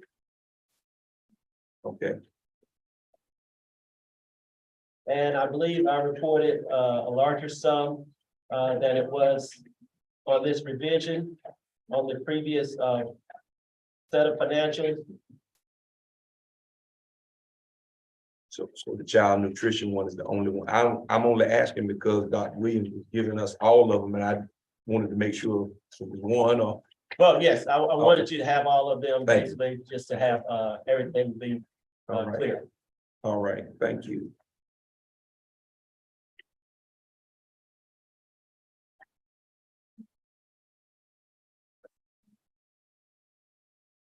Okay. As for February, the financials for the current expense, we had beginning balance of revenues, $600,072, $732.56. The deposits for that month of $196,880 with a year-to-date revenue total of $1,869,612.56. Expenditures at the beginning of the month were $1,543,562.48, with month expenditures being $235,690.86, with a year-to-date total of $1,779,253.34, with a net year result of $90,359.22, and an unobligated fund balance of $1,444,690.73.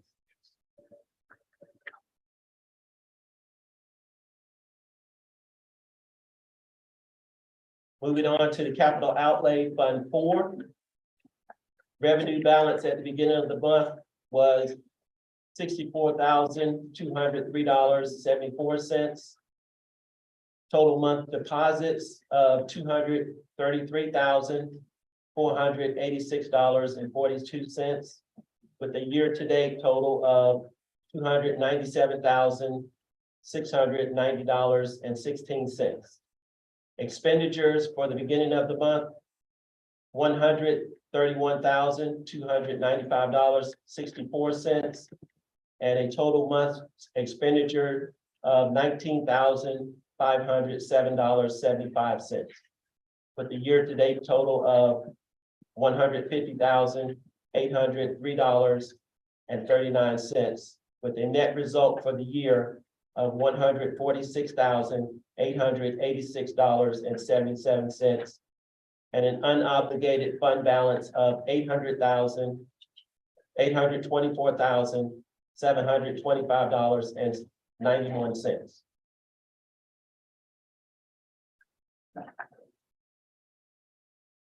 Child Nutrition Fund 5.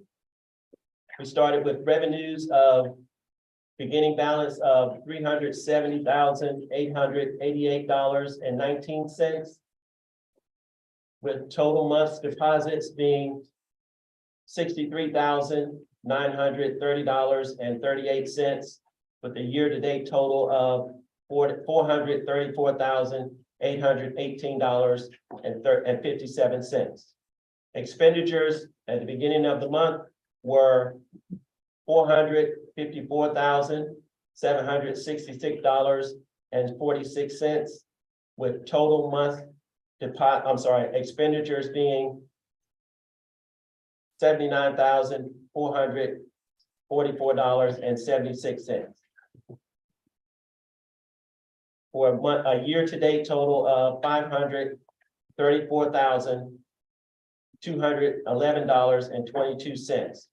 A net result for the year of a negative $99,392.65, but an unobligated fund balance of $230,147.17. And lastly, Fund 8, which is our local fund expense. Beginning balance revenues, $300,496.78.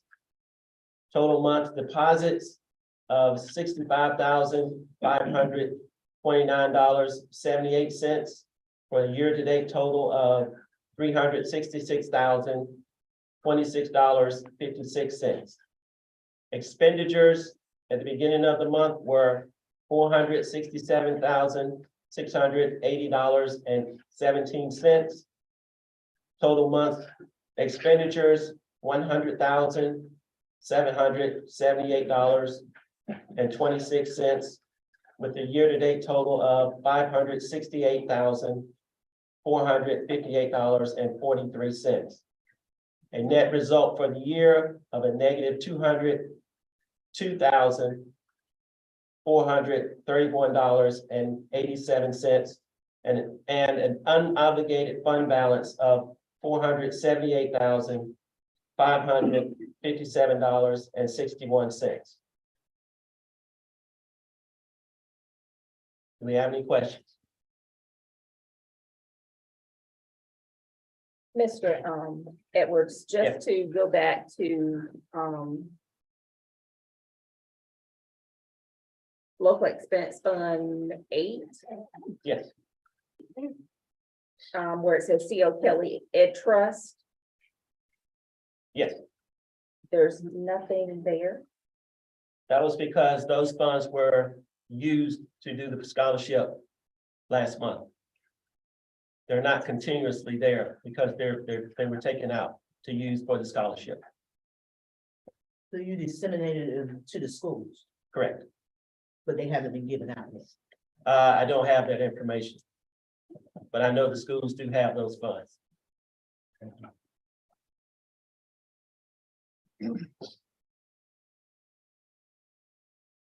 So just to clarify about C.O. Kelly, when you have seen those show up in your accounts previously, those were for students who were awarded last school year. They have now since been Disseminated distributed to them. to the students. Actually, it goes to the college or university that they are attending to their second semester accounts. And now what'll happen is, just like we've just been notified this week of this year's award for the district, and now that'll be disseminated once the schools determine, once we get applications out to the schools, and then the schools will decide who their recipients are this year, and then it'll be the same process of dissemination. Is it usually this late in the year when it's disseminated to those college students at that time? This year, well, it's only been my first year of experience with it. Last school year, so just knowing where they sent that, usually those monies were sent to the schools. And so we went through some research and investigation, just trying to find out where did they send the money. And they had sent us check numbers and where the money was. And then we found money in the account where somebody was asking, well, where is this? Well, that's the money we've been looking for. Gotcha. Hence why that money was disseminated there. Gotcha. Yeah. Okay. All right. And so I know it's been a long. And in relation to what you said, I just want to make sure I'm not missing what you're saying. The schools are receiving applications and they're going to choose, nobody else. The schools will choose. The schools will have a committee to determine who their recipients are, just as we did last year. And I was on the end of that coming in last April, where I'm just getting it from the interim at that time. Gabe said, hey, let's get this out. I created an application that schools use that application. It's the same application, same criteria, same rubric for grading, and they were to choose 3 recipients. And at that time, it was $5,200 per school that was to be distributed. I just wanted to make sure that I was hearing you right, that the schools were doing it as they were doing in the past. So they actually going, the principal and whoever the committees are with the high school. Yeah, and they've been given direction, I know previously, with what the committee should, who it should be composed of, at least of, not who, but the roles in which you want representation from in choosing. But the thing is that it's equitable across both schools is what we're really working for. I think we may be getting into to something else, but I know when we heard last month, the principals handled that. And now I'm hearing you say they have been given instructions of how it's supposed to look. So what is that? Yeah, so the principals are using that based on those set criteria so that it's equitable across both. So both schools have the same criteria and students are being awarded based on that same criteria. I got that, but I'm asking you, what is the criteria? What, I mean, I'm saying like, who is the persons? When maybe not the criteria, I get that part, but who are the persons? You said because of role. Well, we'll sign, so when I send the application out, it'll go to the principal and the council. Okay. And they'll determine who that committee is to make that decision on who their people are. Okay, I got you.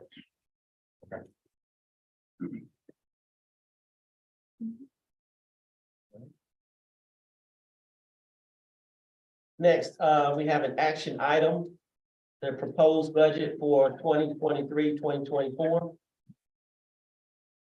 Weldon City Schools.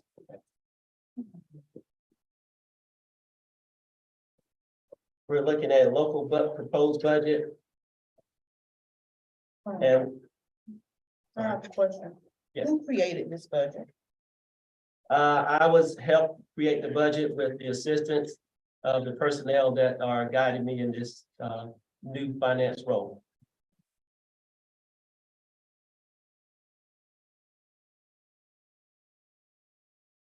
Did they tell you the process that we usually follow when we create our budget? Yes. Okay.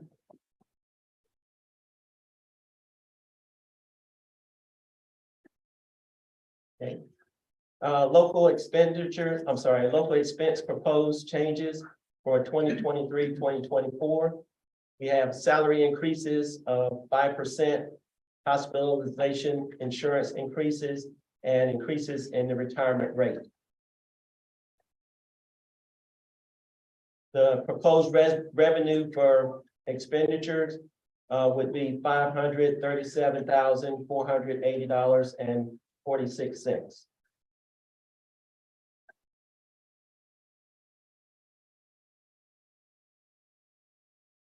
Next, we have the current proposed current expense proposal. These proposals would allow us to have an estimated salary increase, salary for additional teachers, salary for assistant principals, hospitalization, insurance increases, increases in retirement rates, gas and energy costs, students attending charter schools, and unemployment insurance costs. Those increases across the board.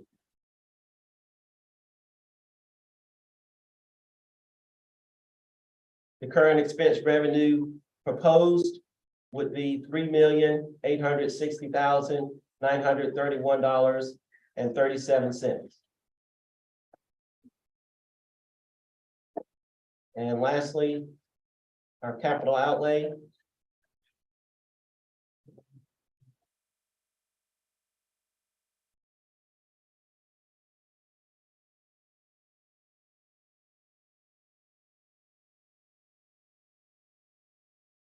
We have two categories, category 1 and category 2. Category 1 being the construction and renovation, roof maintenance on the schools, modular classroom spaces at the middle school, LED lighting for all schools, and metal detection safety systems for all schools. And category 2, non-capitalized and capitalized furniture and equipment. This is an action item for you to approve. Mr. Chairman, I thought we had a grant that, safety grant that was supposed to be paying for our metal detectors that we have been awarded this year. So I don't know why it's in the budget for next year.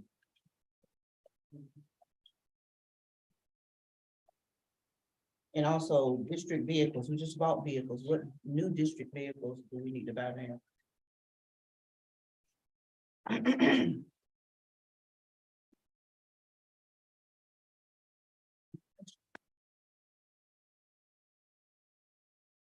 Those vehicles, to answer your second question, would be to maintain them. Insurance costs, of course, are going up. I don't know if there will be a new purchase involved, but if there is in the future, I can get that information to the superintendent and have him get back to you. So it should be maintenance instead of district vehicle. Well, it could be both. Like I said, there may be situations where accidents occur and vehicles break down. Like I said, I cannot sit here and tell you what the future may be, but we do have contingencies for those types of things.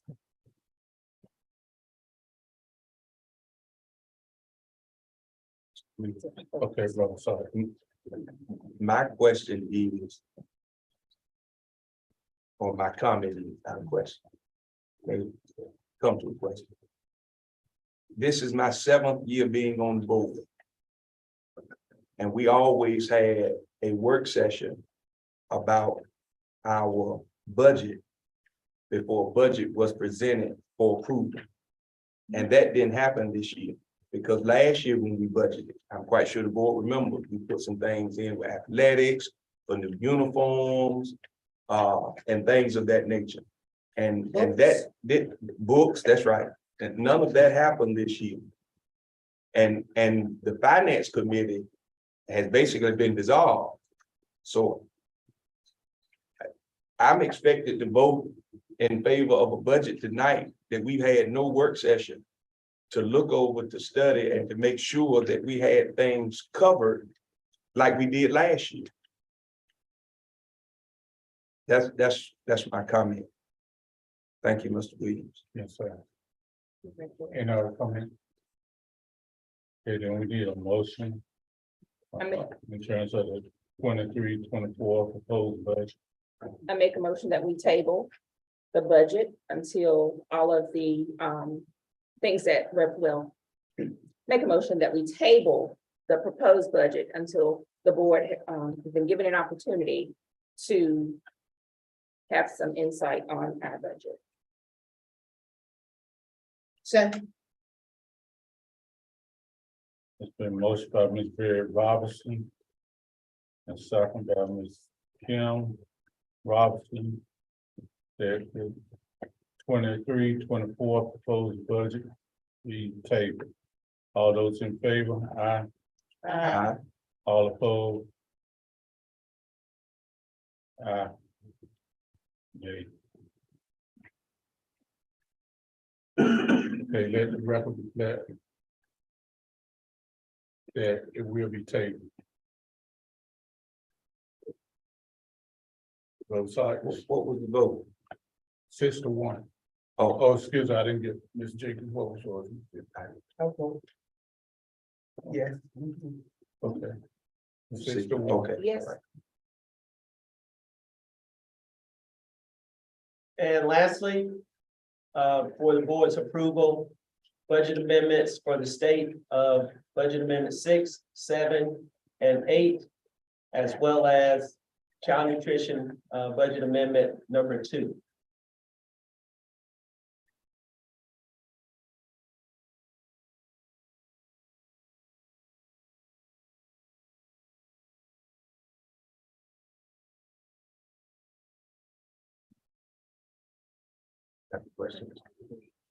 Oh, sorry.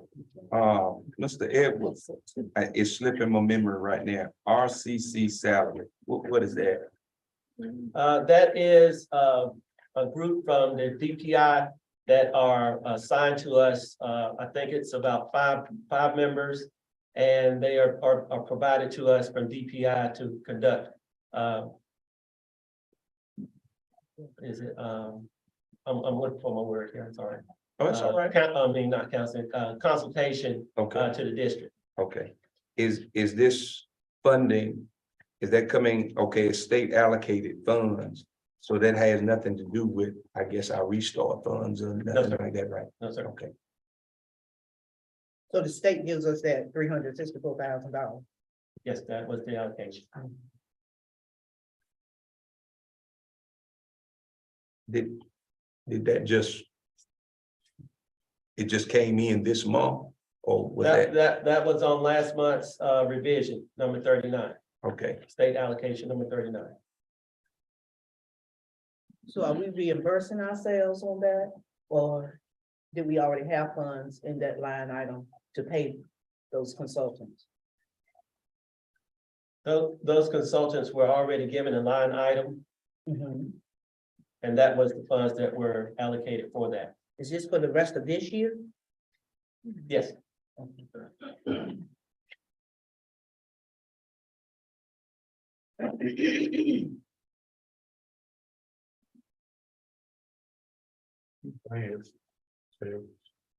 That's it. If any questions, that, like I said, it just needs to be something that was gonna be an action item Okay. for those budget amendments. Okay, do we have I have one more, Mr. Williams. Reverend Side? The one for child nutrition. Just making sure I'm right. This is the grant that was supposed to be coming through, correct? I know it was a grant that we were supposed to be Yes, this getting. is, I this think is the Dr. grant Williams, that did you it was mention that used to, last? purchase milk. Okay, okay. All right.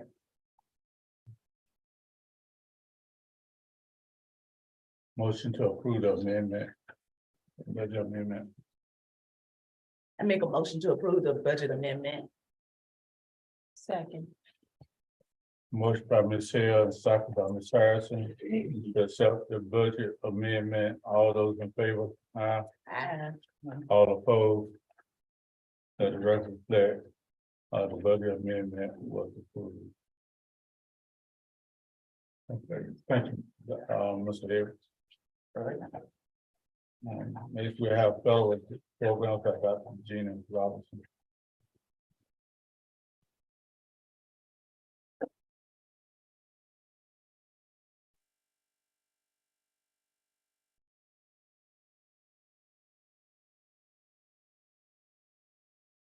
Good evening, board chair, assistant board chair, vice board chair, and board members. I have already, submitted my budget. Thinking about Mr. Evans, I'm sorry. I submitted my proposal or my updates, updates to you guys. If you have any questions. Do you have any questions about the updates that I presented?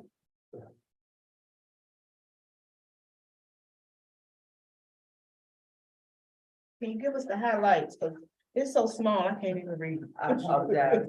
Okay, so let's go. Let's hit, made the point. Okay. It's not that long. So on your third page, you should have the ESER two, which ends in September 2023.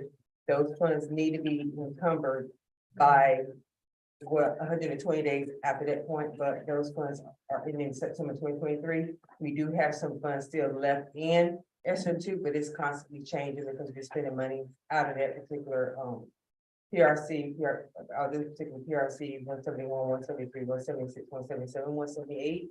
Our main ESER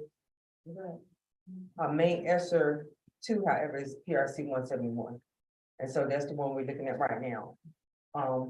To budget out for fundings that we may need for the summer or for any additional amounts that we need for teacher recruitment.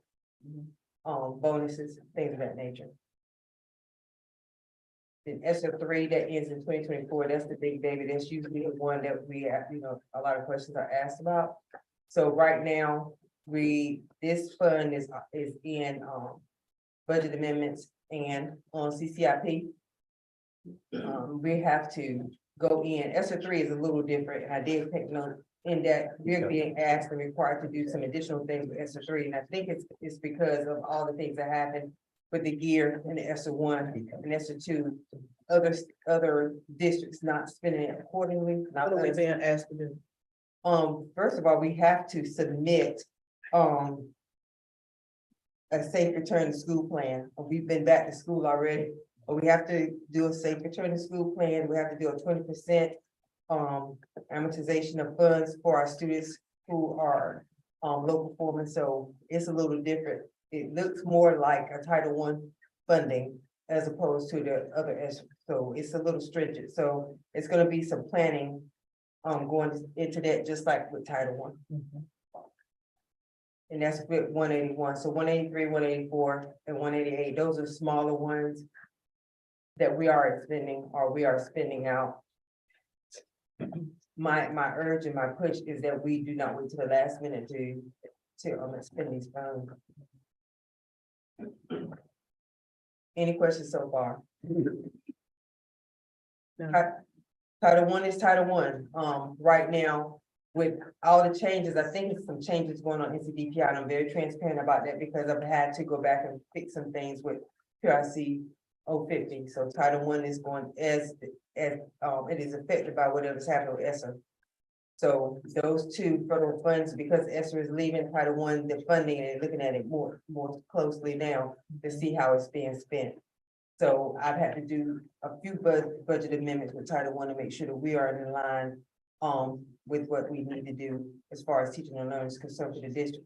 However, I've also urged our principals to make sure that we have some cushion next year for just in case our funds are low. We did get hit a little bit because we lost some students. That's why my coaches always try to get our students back because it does affect our funding. So I saw that in Title I. We also felt that we restart. Our restart was low because we lost some students. So ADMs are so important for these funding.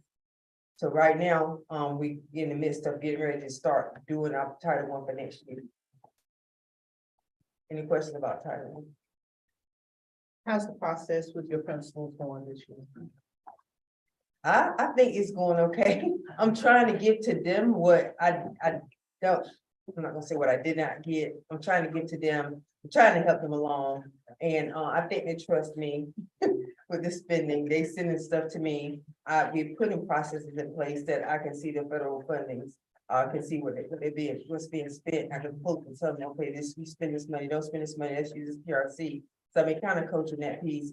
But I think the big push next year is for everyone to learn what these PRCs are, what they stand for, and the program codes as well, that will help them better budget their money. And those are just Title I updates about, the principals are already turning a wave of PO. They're ready to spend money. We've had to go back and look at some, especially with the elementary school. They've had, they got a little bit extra money. So we're trying to be strategic in how we spend that money because they are a CSIOP school. But they do have a final push deadline on March 31st to turn in all of their POs, their requisitions for field trips and whatnot. And this is ahead of schedule because I know that there are going to be a lot of amendments going on with Title I and ESSER, and I want to make sure that I'm organized on that end. So I want them to push their POs so they can already be in and we can know what the funding is that they're spending. And this is federal grants update, and I'm not gonna go into all of it. What I do want to say, however, with and you guys didn't have this, I'm hoping this up here. Robotics, I see robotics. Okay, so what happened with robotics and the plasma? We missed the deadline for this year to apply for that, but the birth of that has been a STEM committee. So I have a STEM grant writing committee, and what we're doing is we're digging into and finding other grants, other STEM grants. We're registered with grants.gov, Grant Watch, and of course we keep watching NCCIP for competitive grants update, and also STEM grants. So our first meeting is next week. And my thoughts are that we have a middle school and a high school. The middle school is STEM focused and the high school is also STEM focused. And while they're going to be in one building, why not start on that STEM component by writing those STEM grants and getting a STEM committee? And the STEM committee it composes of elementary school, which is 5th grade, middle school and high school members. We're going to come together and have our first meeting next week. And then we're gonna start looking at grants. I told them I just need an input. I can write it. I just need your input. I don't want to go out and write grants and we're not gonna use the money. We need to be intentional about how we do it. So we got some PO deadlines. I started to talk about that. Also restart school that's under, I managed that with Dr. Carpenter, but restart schools. I think the big thing right now is we wanting to know the restart allotment for each school. That was one thing that as a principal, I never saw. And that's one thing that I'm gonna work with Mr. Edwards on, seeing a touch base about the school allotment, because we're spending too much Title I on things that restart should be covering. So we're gonna have, later on, we'll talk about how I know he's trying to get all this stuff settled and look at how it's coming down from the state right now. Just a quick spiel. I know you guys don't have this, but if you want, I can share it with you. So there's some clarification. ESSER 1 and the GEAR grants, they already expired. we had about $1,000 left somewhere that got missed before I sat in the seat. So it got missed, so that money is gone. We have the ESSER 2 grants that are expiring in 2023, and we already, we're already working with different teams on how we're gonna spend those funds and go back and kind of allot some of those funds out to different groups and to the school to get additional monies. Once I talked to my superintendent and the executive director about this, each school will get some additional money, because we have talking about $500,000 that we need to spend by September 2023. The goal is not to turn any of this money, go back, because Kathy Truitt does not want to see the money come back. She's emailing every week about it. And ESSER 3, of course, those grants expire September 24.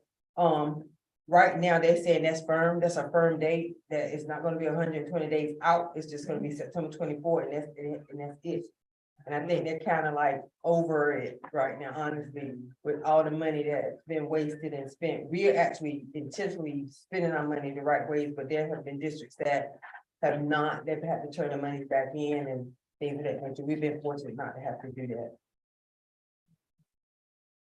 Okay, the other 2 grants, the CCLT grant, I have not heard anything from that yet, and the Kitty Victor grant, we haven't heard anything about that yet. I did submit a community collaborative challenge grant on March 9th, and so we hear about that on March 21st. Any additional, I'm here long, I thought it was gonna be, but thank you for the questions. Any additional questions? Thank you, Dr. Robinson. Thank you. Curriculum and instruction.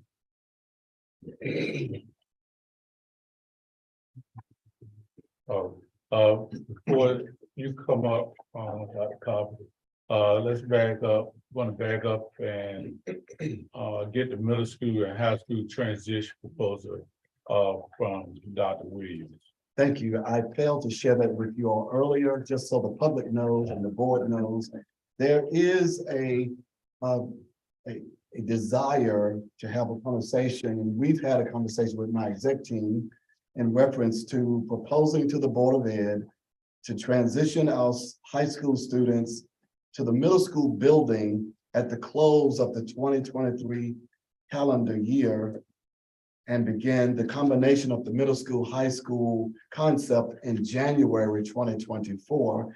In order to have time to remove equipment, furniture, supplies, etc., before the demolition team comes to this location and demolish it.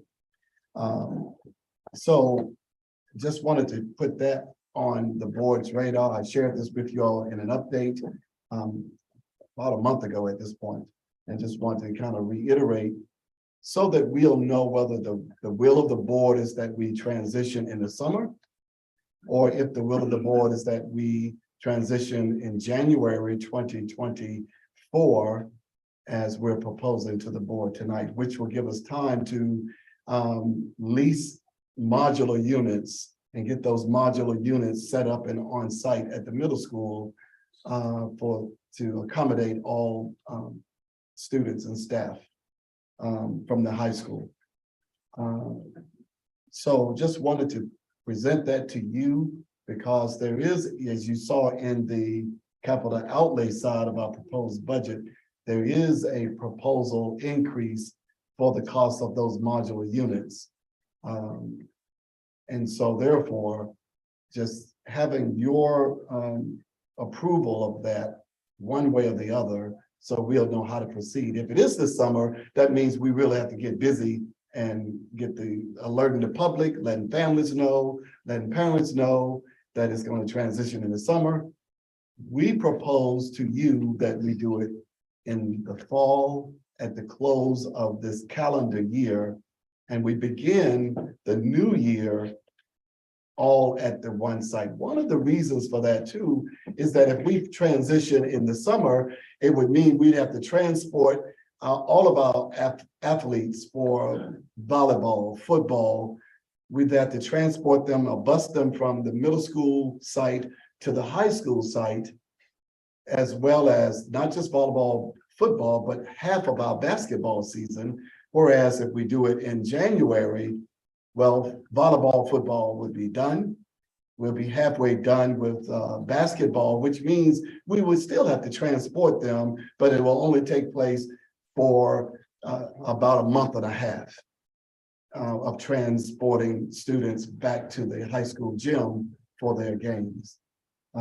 So that's our proposal to the board, and just need your feedback so we can know how to proceed. So, I initially said at the beginning of the school year, but after talking with you, Dr. Williamson, you explaining your rationale and the reasoning why, I'm fine with starting in June. And I see that on the calendars, you presented us 2 calendars, and one is a regular one, and the other one is something that was revised so that there will be a few days for transition from the high school to the middle school. So, and that will buy us a little bit more time, also to work out plans and everything. So I'm gonna go with January. I agree with January too. Have you taken into consideration weather, The weather, inclement weather during the month of January? meaning what? No. I mean, I mean, but what do you, whether you're here or there, if it's inclement weather, you're gonna have.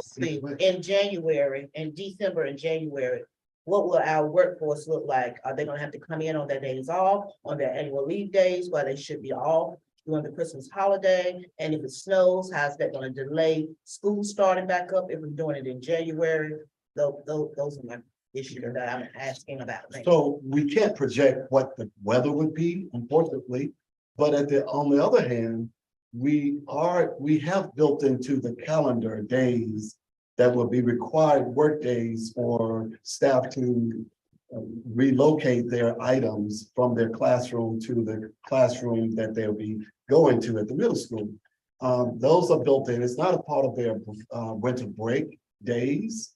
It is a part of required work days, however, so that it allows them to continue to be paid, but they're being paid simply to move as we transition over. And how many mobile units? We're looking at 3, possibly 4, but 3. Will they be moved from here? No, we'll be They leasing. be new? Yes, we'll be leasing. And they will be modified specifically for the need. Have you given us a cost analysis on this transition? I- And the mobile units cost? I have not. Okay.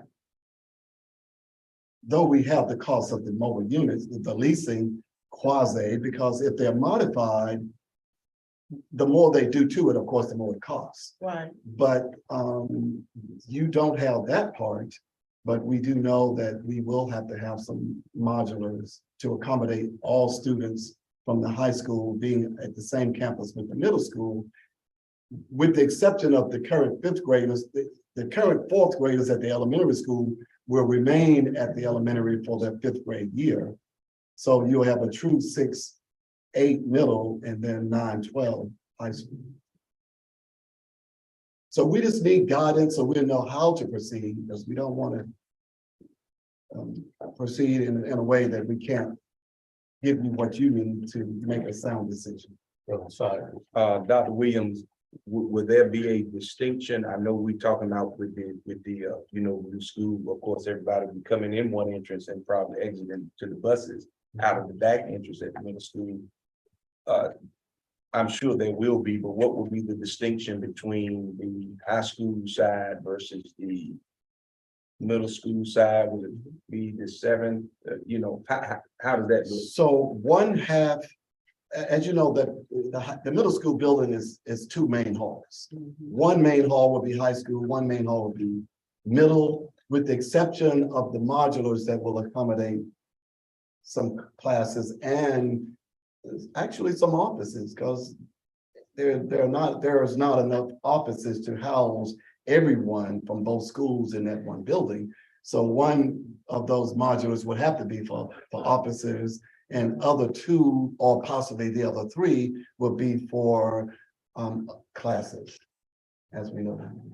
And my second question is, have you or the team that you're referencing, have you all talked to our athletic director as it relates to the sport part of it. And I get, you know, that they'll be here and playing, but I guess I'm kind of focusing on what you're saying will take place in January, February, because I know the conference and, you know, the athletic association, you know, they start playing in games, you know, in basically the end of the school year.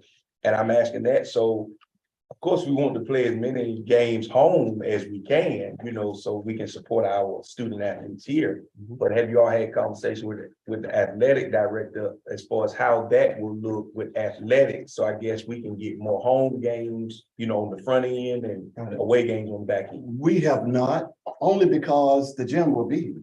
So we'll just have to transport students for practices, but games, you know, is after hours anyway, and people just continue to come to games however they're scheduled. Okay. That would have no bearings on it. Okay. But then when the demolition starts, the parking, there's gonna be a problem with parking. Right. Yeah. That's why I'm asking. 24, 25. Right. That's what I'm talking Yeah. about. So if we could get those games, We need to already. and he was here, I don't know if he's still here or not, Yeah. but maybe he hear it, you know, he is. Yes. Oh, okay, well, he's listening, I'm just throwing it out there, because, you know, the practices, you know, and all that we have going on, maybe he can look at or talk to the conference and all about, Yeah. you know, on the back end rather than the front end. I think it would be more helpful to us, that be less we would have to worry about. Yeah, so this upcoming year would not pose much of a problem to the athletics. It will be the 24-25 school Right. year that you mainly be concerned with, and that is a conversation we will have to have. But as we speak, we've not had it because we know we have a year to plan for that.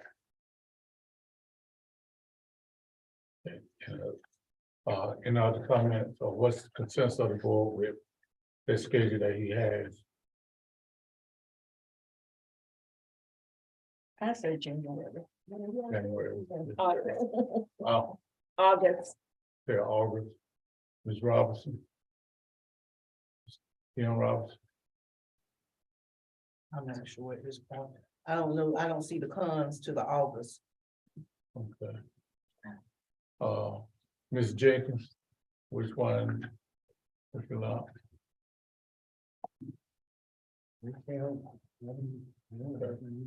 Reverend Sykes.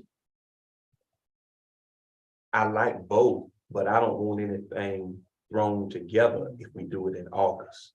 It's going, to me personally, it's gonna kind of put us, I think, behind the 8 ball, you know, rushing to get something done. So I guess I'm probably gonna lean towards the January. Yeah, I say January, so we have 4 to 6 January. So, on a consensus standpoint, you can move ahead, Dr. Williams, with January. All right, thank you. And you'll see the calendar to reflect how we'll maneuver with staff. You also, now that we know a time frame, we also can now pull all of the financial obligations of how that would look. So the board would be fully aware of what it all will entail to get the modulars, the transportation from students from middle school to high school for practices as such. We'll look at the cost analysis and give you all a presentation. One other question, I must will that way. The buses. I just want to say this.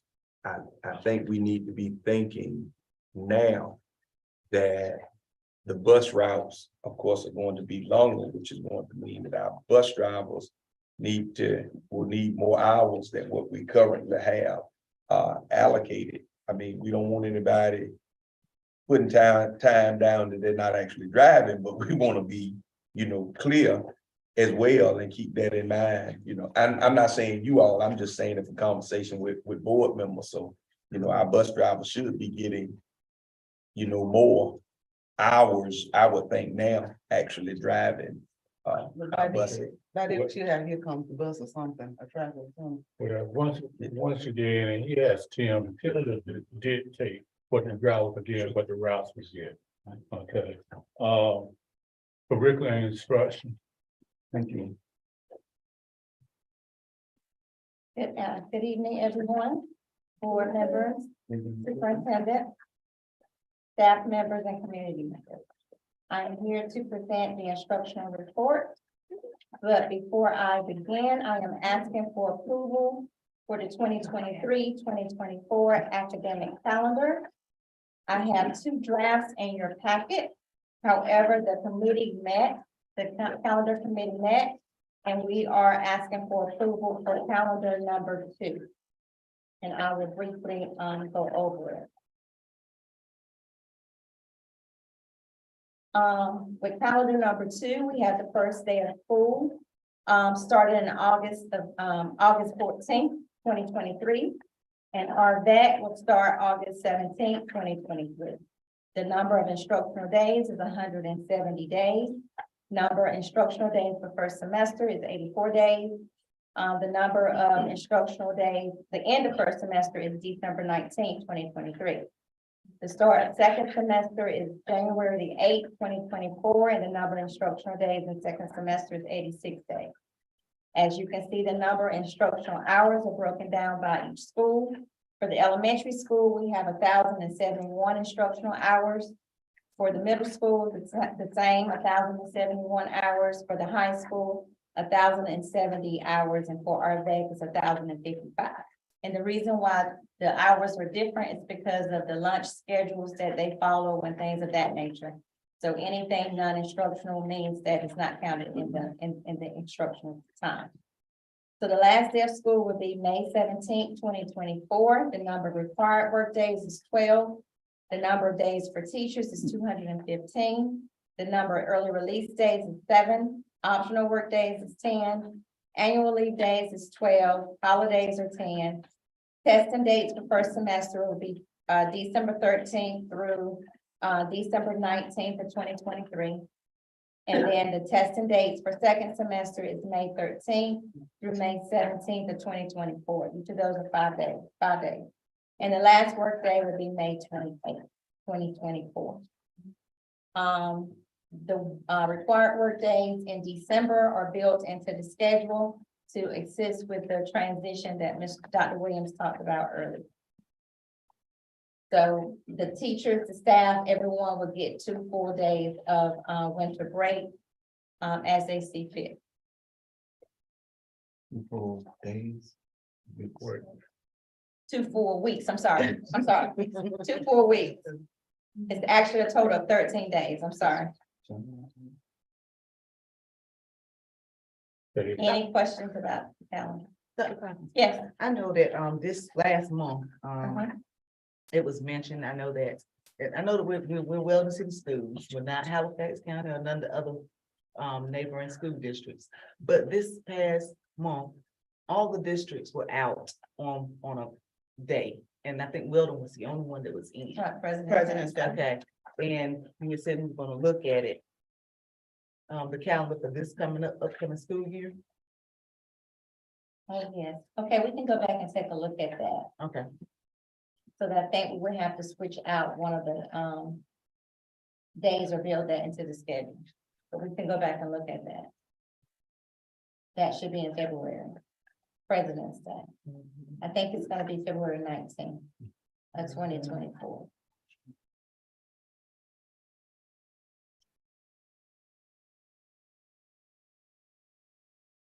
You want us to make a decision tonight on the calendar?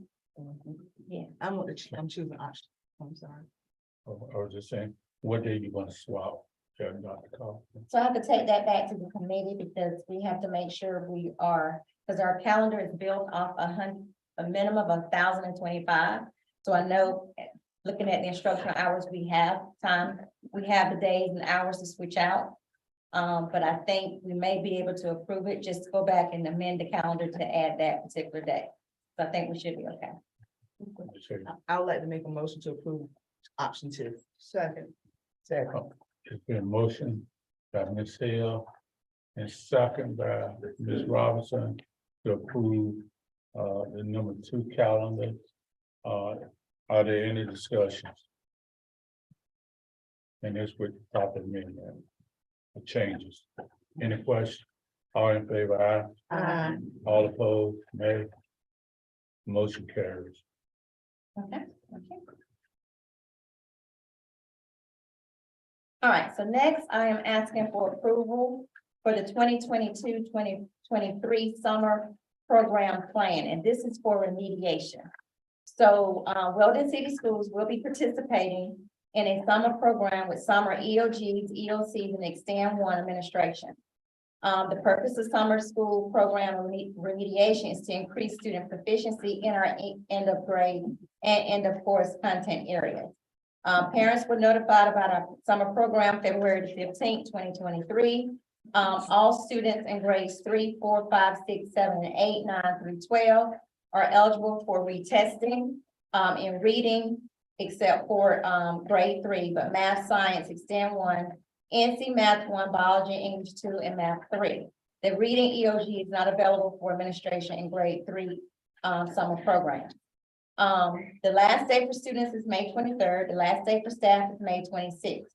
So I'm asking for approval for instructional dates to be May 30th through June 5th. And the number of instructional days will be 5. The number of instructional hours is 4.5 hours a day, and this is for remediation only.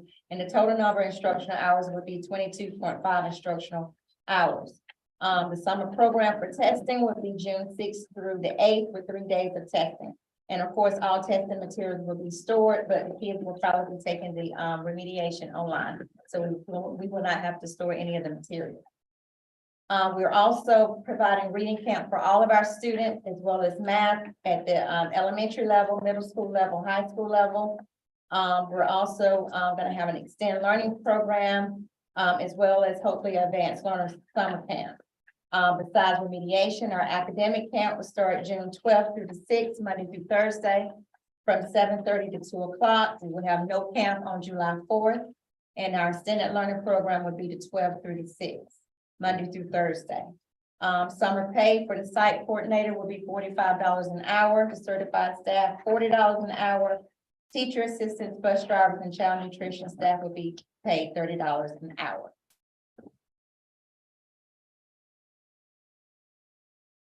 Any questions? What is the educational background that's needed for a site coordinator? Site coordinators, we're looking at someone that has teacher leadership roles that serve in that capacity all year. They could possibly be part of the leadership team, probably chair the leadership team, leading their POCs and their content areas and things of that nature. So you have to have a 4-year degree. Yes. So I know that last year, and we are looking at doing, I know that the extended learning would be like last year was like where they did sports and different bands and things like that. Would they fall under teacher assistant as far as pay? Well, we're not really doing enrichment. We're doing extended learning because we're not really bringing in all of those different entities that we did last year. So extended learning for this year could be sports, it could be band, it could be field trips and things of that nature.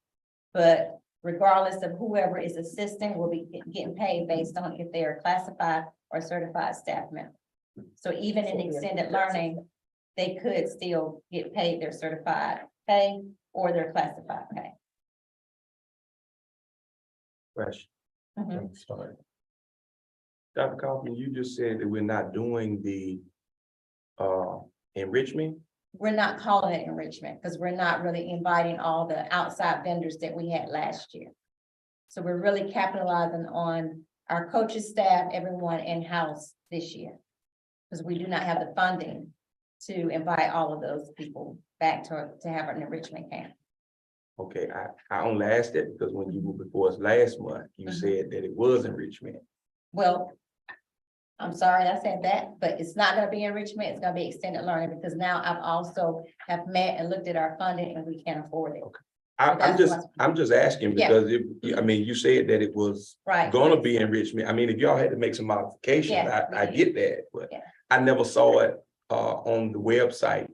That's really why I'm questioning, because when you said it was going to be enrichment, it was never anything on the website Right, to we fill out. never the application. advertised it as enrichment. We've never advertised it. So that's why you probably didn't see it, because based on our funding, we couldn't advertise it like we did last summer.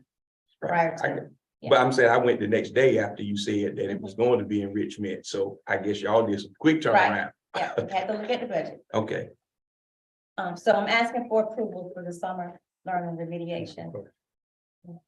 Can we have a motion to approve the summer program, summer learning program? I had one more question, Mr. Williams. With our accommodations with our EC students, how will we be providing services during the summer? So they will be provided during remediation Okay. and during So our, first half of the morning, no, they'll be Okay. provided during our remediation that week.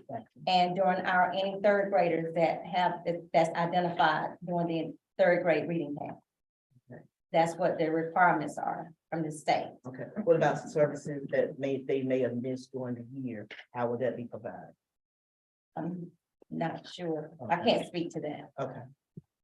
Dr. Carpenter? Yes, You said that, extended learning is gonna be sports, band, and it could be sports, band, art, because we're just capitalizing on our current staff. Whatever creative gifts that they have in addition to teaching during the Field day. trips. Field trips, things of that nature. I make a motion to approve the summer program plan. Second. The motion by Ms. Hill and second by Ms. Robinson to accept the summer learning state plan. Are there any questions? All in favor, aye. All opposed? Motion carries. Thank you, Dr. Carpenter. Thank you. Thank you all. Next, I would like to briefly go over the upcoming testing dates. We have spring ACT work keys at both high schools for our 12th grade CTE concentrators, which will be held March 21st. At the same time, we will be, the high school will have their first ACT testing for 11th graders, and their makeup day will be April 18th. But our 11th graders will be doing their makeup day for any of the students that missed it for their 7th. So those are our upcoming testing dates for our students. Last time during the board meeting, I showed you all mentioned our benchmark data. And so in your packets, you have a detailed breakdown of our data from our students. But on the screen here, I have a comparison of how our kids tested before during the first benchmark administration and its comparison to second benchmark administration. So as you can see, we have some glows and some grows. Our glows is definitely 3rd grade, 4th grade reading, 5th grade math, and 6th grade math, as well as 8th grade reading, 5th and 8th grade science, and math 1 at the middle school, English 2, biology, and math 3 at the high school. Our grows in math include 4th grade, 7th grade, 8th grade, and math 1 at the high school. We also have some grows in reading, which including 5th grade, 6th grade, and 7th grade. We have looked at our data. We have shared our data with our principals. We have met with our teachers. And last Tuesday, March 9th, I had reported last month that we were going to actually start planning our boot camp April 6th. But based on this data, we felt like we needed to start planning our boot camp earlier, which we started last Tuesday, March 9th, during our last PD day for our teachers. So that started, discussions for March 9th. And so we have one more administration of our benchmark, which is April 24th through April 28th. As you all know, we still have curriculum that needs to be taught, but based on our data, we have implemented a rigorous intervention plan that we can in comparison to what we'll be doing during boot camp. And so we have implemented things during the day to kind of supplement what our students need based on the current data that we have.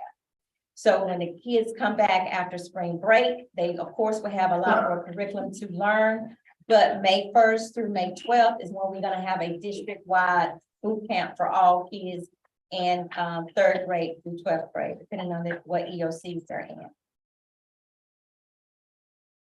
Any questions about that? I had a question with the, Ms. Williams, I had a question with the ACT. Mhm. Now, when our students, our 11th graders have taken this ACT, are we gonna look at their, pre-ACT and their ACT and look at the grows or the woes? Yes. And find out what they need to work on, so for next year they're. We're gonna do that, and we're gonna also look at our pre-ACT scores, which are in your packet for our current 10th grade, and figure out if we can actually bring the team in to kind of look at what their predictions are, so that we can get them scoring higher than what the predictions are saying that they would be predicted to score. So the last thing I want to share is that, okay, so we had district walks in February, and you all have in your packet the feedback that was shared with the principals and the teachers during the district walk 55. We have upcoming district walks in March. That will only be at the 2 high schools, because the middle school and the elementary school will be getting comprehensive needs assessments from DPI. They will be visiting the elementary school March 28th through March 29th. And the middle school, the DPI will be completing a comprehensive need assessment there from April 4th through April 5th. So that's gonna serve as their walkthrough. Any questions about that?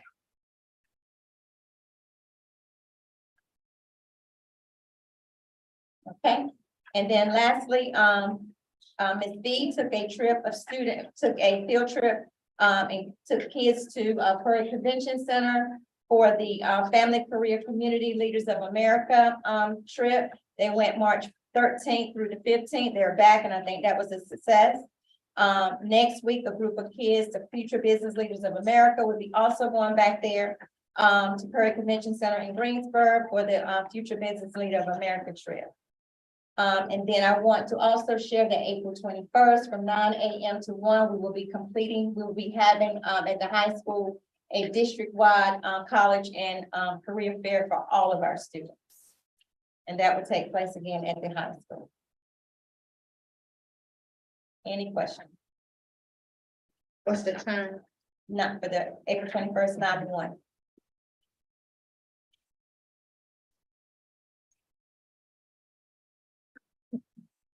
Any more questions?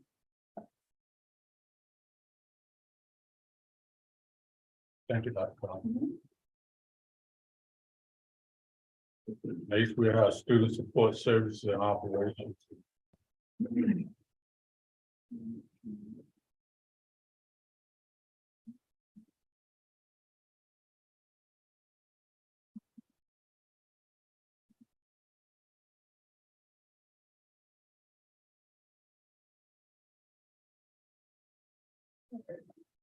Board Chair Williams, board members, Superintendent Dr. Williams, bring before you first this evening one of 2 positions that we're requesting approval for.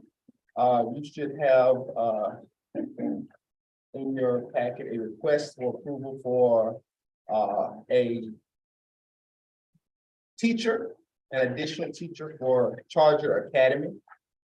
As you know, previously you have approved for 1 teacher at Charger Academy, which is we have it posted as a vacancy.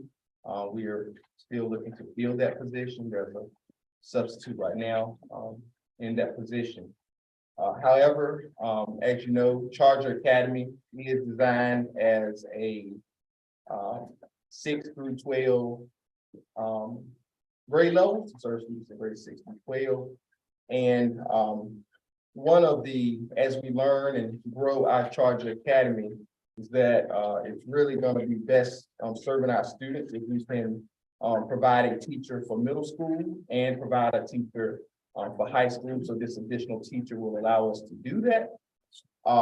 Even now, as we have, we being the disciplinary hearing committee that meets to make determinations on students who are reassigned to Charger Academy. Oftentimes we're met with very tough decisions because we're looking at the dynamics of sometimes being a 6th grade student, and we recognize some of the other population that might already exist, and we now have to say, well, is this going to be a good fit to bring everyone together? So I bring before you, this evening, that request for an additional Charter Academy teacher, for your approval for the, reasons stated. I make a motion to approve additional teacher for Charter Academy. Second. Been a motion by Ms. Hill and second by Ms. Harrison, that an additional teacher be, approved for Charter Academy. Are there any questions? Question? What is the funding source? That funding source would come from the additional EC funds that we've received. And EC should be able to assist with that because it is at risk, at the at-risk population, but at the same time, our at-risk funds will not be able to cover both teachers. So we're looking at the EC funding for one of those teachers. The assistance. So if that's, Oh, no. if that's going to assist one, you're saying two, right? Well, we already have one. Right. But if we approve this other one, what I'm internalizing you to say is it won't support all of what an additional teacher is going to cost. So where's the additional funding? I hear you saying EC is going to cover the bulk of it, correct? Well, one of the teachers, because we already have one. That's currently, a position is already approved and we're just waiting on someone to be hired. Gotcha. In one, so that's already covered. The one he's presenting now, that funding source would come from EC. Complete. Okay, all right. Another question? Yes. So I guess my question is, I hear you say that it is for at-risk students. So are we sure that we can use that federal funding for this position, even because it's not specifically stated, it's an EC position? Are we able to use those funds? Correct, but it is an at-risk, and most of our at-risk students are EC, most, not all. But at the same time, this is something that we are looking into. At this point, I don't even know if we can have anyone hired this side of July, in as much as we still have that one position is not filled as we speak. So it will more than likely be next year's budget before we get someone hired in the first place. But that's a funding source that we're looking into. But that's where we are at the moment. So we're not sure where we're going, how we're gonna pay. Not completely certain, but this is where we're exploring. I think I'd feel more comfortable knowing where the money is coming from before approving a position. I mean, I want us to have the support in the Charter Academy, but not knowing exactly where the money is coming from poses a problem for me.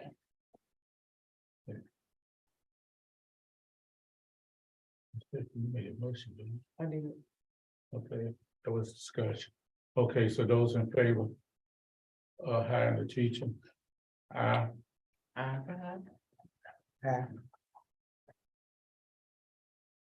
Those opposed? Nay. Okay, those opposed, Ms. Kim Robinson, Ms. Tanya Bird, and Robert Sykes. And I The also, motion, the motion passed.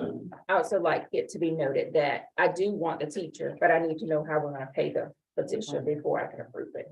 So if we can make sure that goes in the minutes as well. I concur, Attorney Weber, and Ms. Dickens. And we will notify you as we are certain. And we'll be reaching out to our consultant, at DPI, who can help us make sure that we are in compliance, with that spending as well. But I think that needs to happen before it was brought to the board. All right. Go ahead. The second position that I bring to you this evening for approval is a school-based position that supports that would support all four of our schools That is a EC compliance specialist. We have before you both a request and a job description for that position. Rationale being, as you all are well aware, as you examine, student data and our outcomes of students across our district, we have some very dedicated, compassionate staff who are working to support students. However, we see the need of some additional support, specifically when we look at our subgroups, EC students being one of them. For example, one data set that does bring some concern is, for instance, our graduation rate. Overall, as a district, we are right along average, around 80%. We kind of hover around 80% with our four-year cohort graduation rate with all of our students. However, when we disaggregate that data and look at it by subgroups, we see some kind of disparaging gaps with our EC babies. And so, which indicates the need for some additional support. Specifically, this past year, our four-year cohort graduation rate for EC students was 30%, as compared to, I think it was just over 78% overall. So you're talking about significant gap between students with disabilities and their non-disabled peers in the outcomes that are happening. And we know that that just doesn't happen in the 12th grade year. We know that oftentimes these are based on performances throughout school. Graduation is just the year that it gets recorded.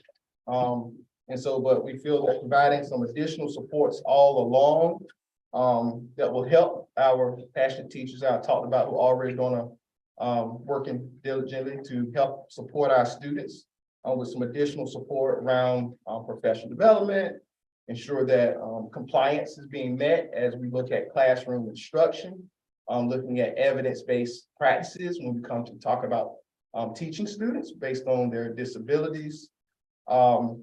We see some opportunities here to help close some of those gaps that exist with our data. And so the graduation is one of them. I'm sure we drill down into reading and math, and we'll see some other gaps between students with disabilities and their non-disabled peers.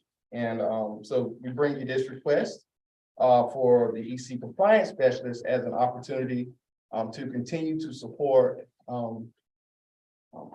high yield evidence-based strategies and working with our EC population. Question, Ms. Williams. How do you correlate a compliance specialist with graduation rates?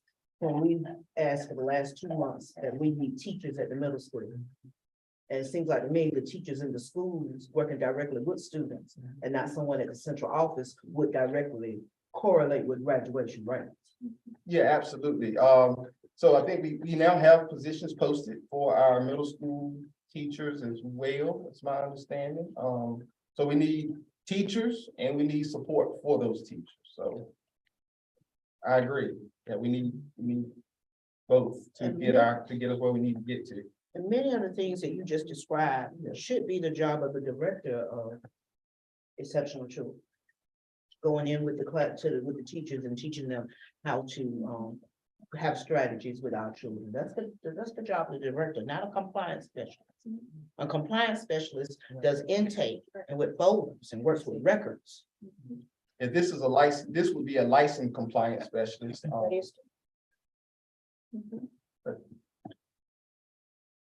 I guess my questions are for Felix because she works directly with that.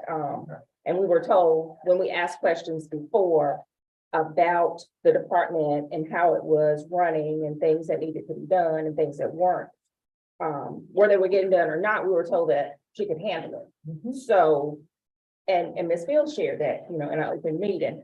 So my question still remains, that was one of the things that I jotted down was how you graduation rate the compliance specialist, because they are working directly with the teachers who are, or the case manager, who's holding these meetings. So that has nothing to do with graduation rate. I think we're pushing it with PD. So there are just some things that was said that has nothing to do with a compliance specialist. And with a small number, how many kids do we have, Ms. Fields, that are EC? 100. 100. Okay, so we've gone up Right around 100. specifically. How many do we have? 96. I'll share that exact data with you in a minute, but it was, That's something that should be known. but that's 15% of our student count. Okay, but still, if we have less than 100 students in our district, I'm not following why this is needed. I really don't. And it's, my concern is getting teachers in that classroom to work with our students.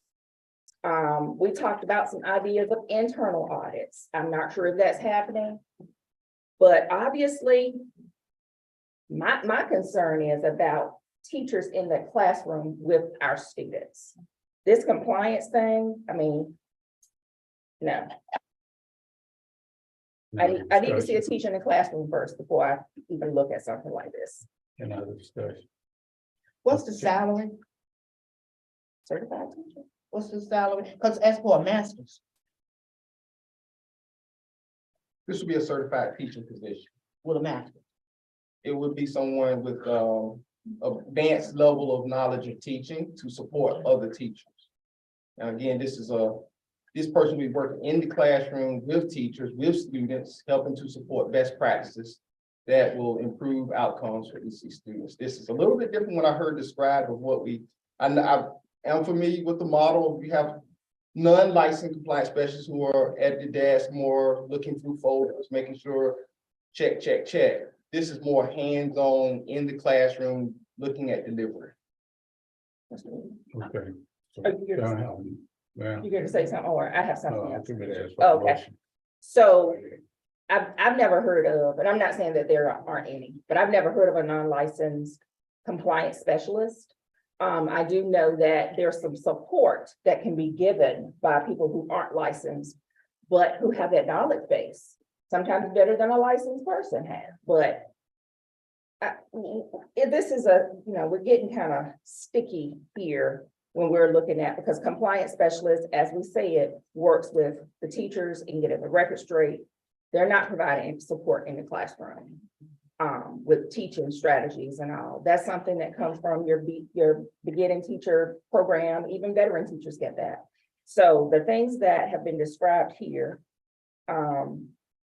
is not what a compliance specialist is. And like I said, I need somebody in the classroom with our students. That's what I need to see. I see, an added benefit for both positions, but as Ms. Bird Robinson just said, and I've been asking for EC teachers forever. We definitely need that support. But I don't see where this position either will, I can see this position being beneficial as well.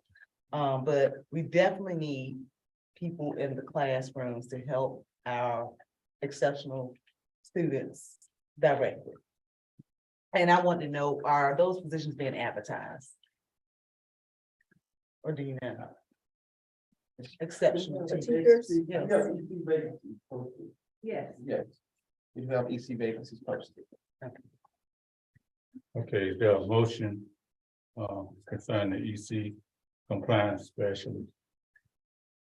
Got a motion?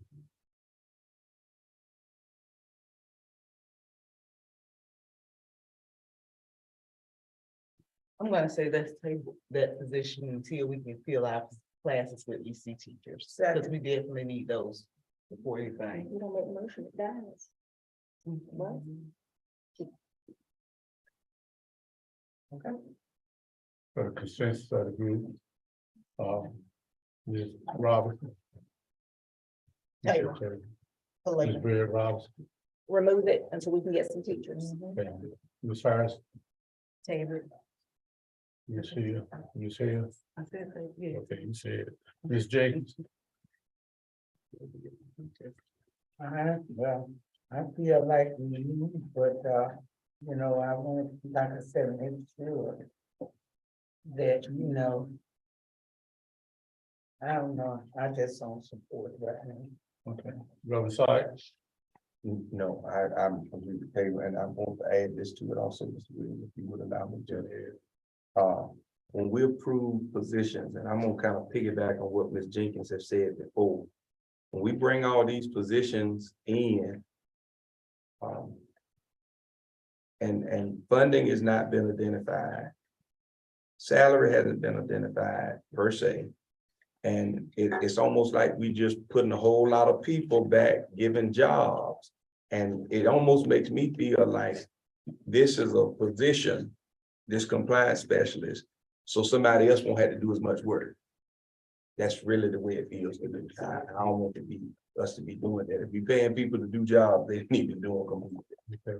And I say yes, so, it's tabled 6-1.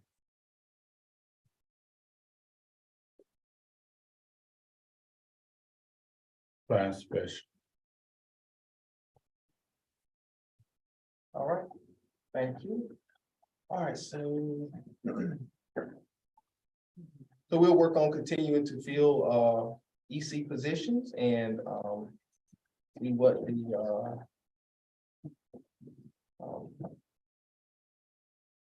takes this for this later at a later time. So just a few updates. Student services, we are preparing for our spring SEL screener for social emotional learning. Mainly primarily to have some baseline data. Yeah, We can talk about EC and pre-K program okay. before you move on to the services.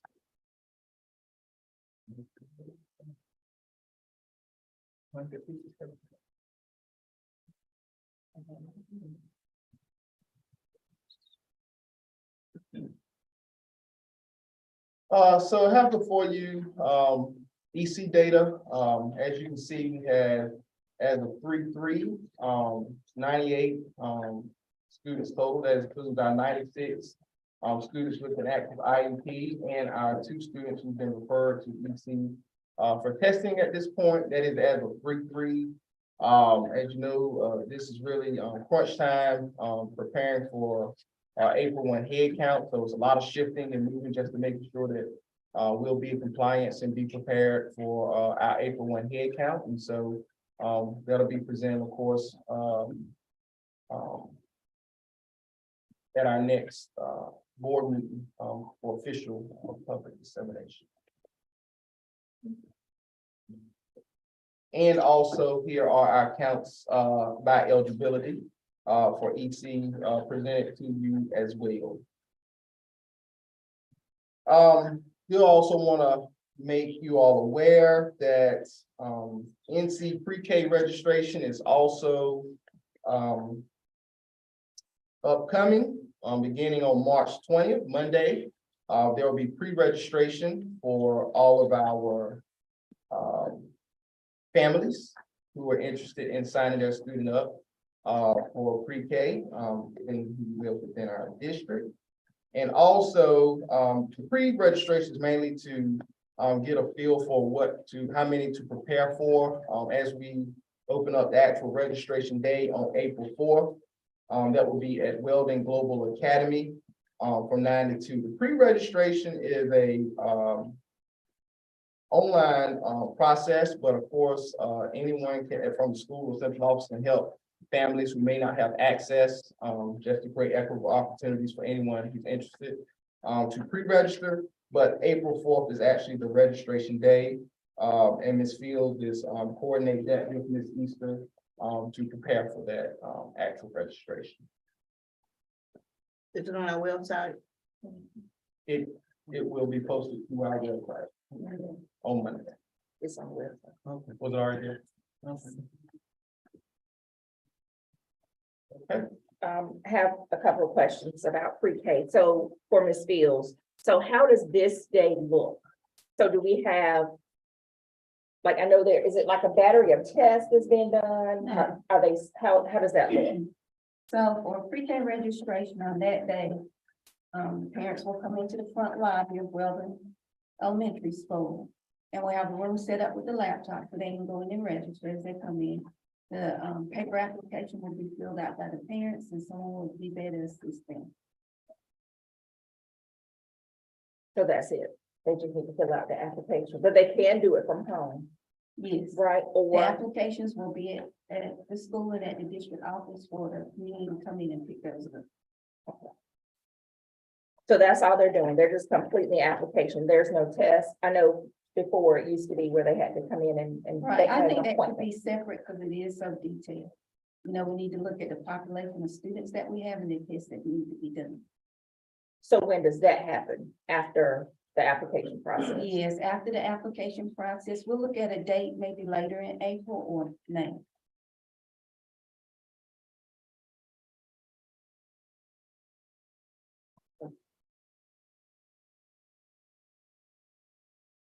Any other question?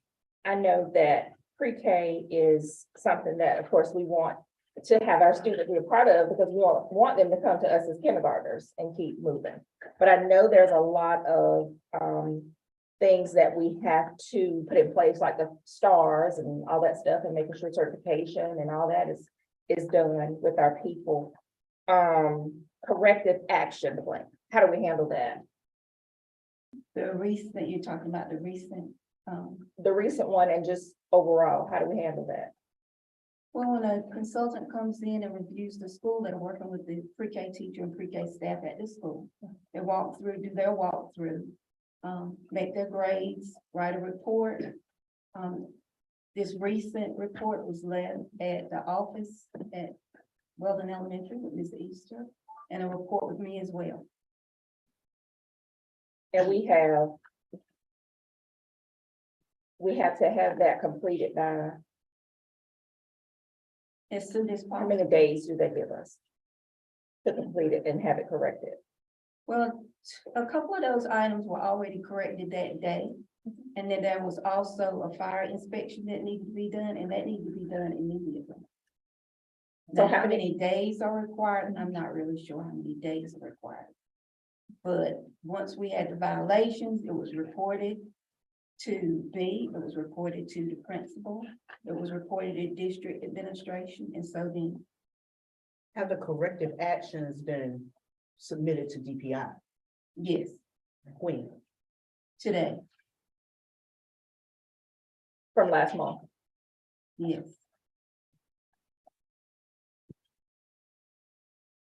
And the corrective action that was kind of outside of our purview was the actual inspection from the county fire. That was from my review of that report.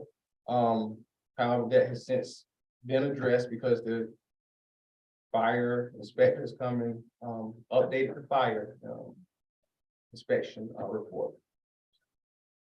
And I just came up here just to let you know that I've been in constant contact with Emily Hargrove, which is the state consultant that came and did our assessment. And I mean, I'm talking to her day to day, emailing her day to day. And what has happened is she has sent the information to us. We've corrected everything. But with the fire inspection, she stated to us because the man had died, that we were not responsible for not getting that inspection. So she's working on talking with her manager and kind of like wiping that out. She said, we're gonna work on it because there's nothing you can do about that. Right. So everything has been corrected and the letter of correction has been written because the students did that as well. So everything has been completed.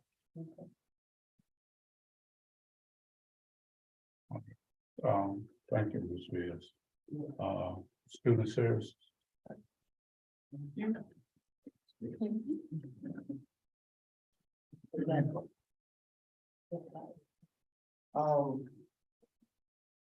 As I was sharing about our SEL screener, looking to conduct an SEL screener for the spring, to gather data on student social and emotional well-being, really provides a good set of baseline data for our district MTSS team to help plan and determine what SEL core looks like in kind of as we look at year 2 of SEL implementation with some intentionality.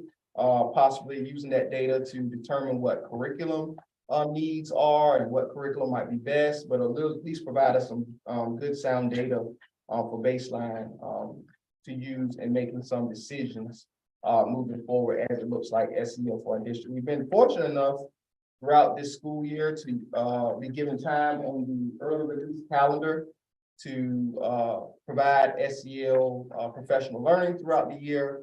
And we're really excited about what year 2 is going to bring as it looks like for SEL implementation. In terms of school safety, I want to update you that 3 of our 4 schools have been trained in threat assessment. RVEC is scheduled for, they were scheduled for this week, as I stated in the last board meeting. However, they have rescheduled for March 22nd, which is next week. And so they'll get their threat assessment training in at that time. Also, we're looking at our metal detection technologies that are available. As you know, we did have received a grant early in this year through our school safety grant for metal detectors. However, just looking at some of the technologies that are out there and looking at what surrounding districts are putting in place using metal detection with artificial intelligences that are screening through book bags now is really getting high tech. And there are some counties that are doing it really well, but it comes at a cost. Which is why I think I heard you all earlier talk about seeing it in a proposal for next year budget, because the like 80,000 that we had budgeted for school safety grant is going to just pinch it to really get the latest technologies as it relates to screening students, staff, visitors as they enter our schools to keep us safe. And it is the technologies that other districts are using. I reached out to our executive director for the Center for Safer Schools. She gave me a list of counties that sit on that council, and actually looking at work with Dr. Williams to put a team together to go see some of that technology in action. And you all have probably actually seen on some of the media around some of what counties are using that. It's really high tech, and it's what we need to keep everyone safe in our schools. But again, it comes at a cost. You know, the regular metal detectors where you just wand and things. I mean, you gotta remember that some of that technology is 20, 30 years old now. Right? And so now we're talking about artificial intelligence that can scan what's potentially in a bag that looks like a weapon. Right? And that will send monitors and send it to people's cell phones, that, you know, staff members, and create high alerts. So hence why you saw that additional request, because it's going to cost. While you're on safety, Yes. have we gotten an update from the sheriff's office on the 3rd resource officer for the elementary school? Not yet, we're still waiting.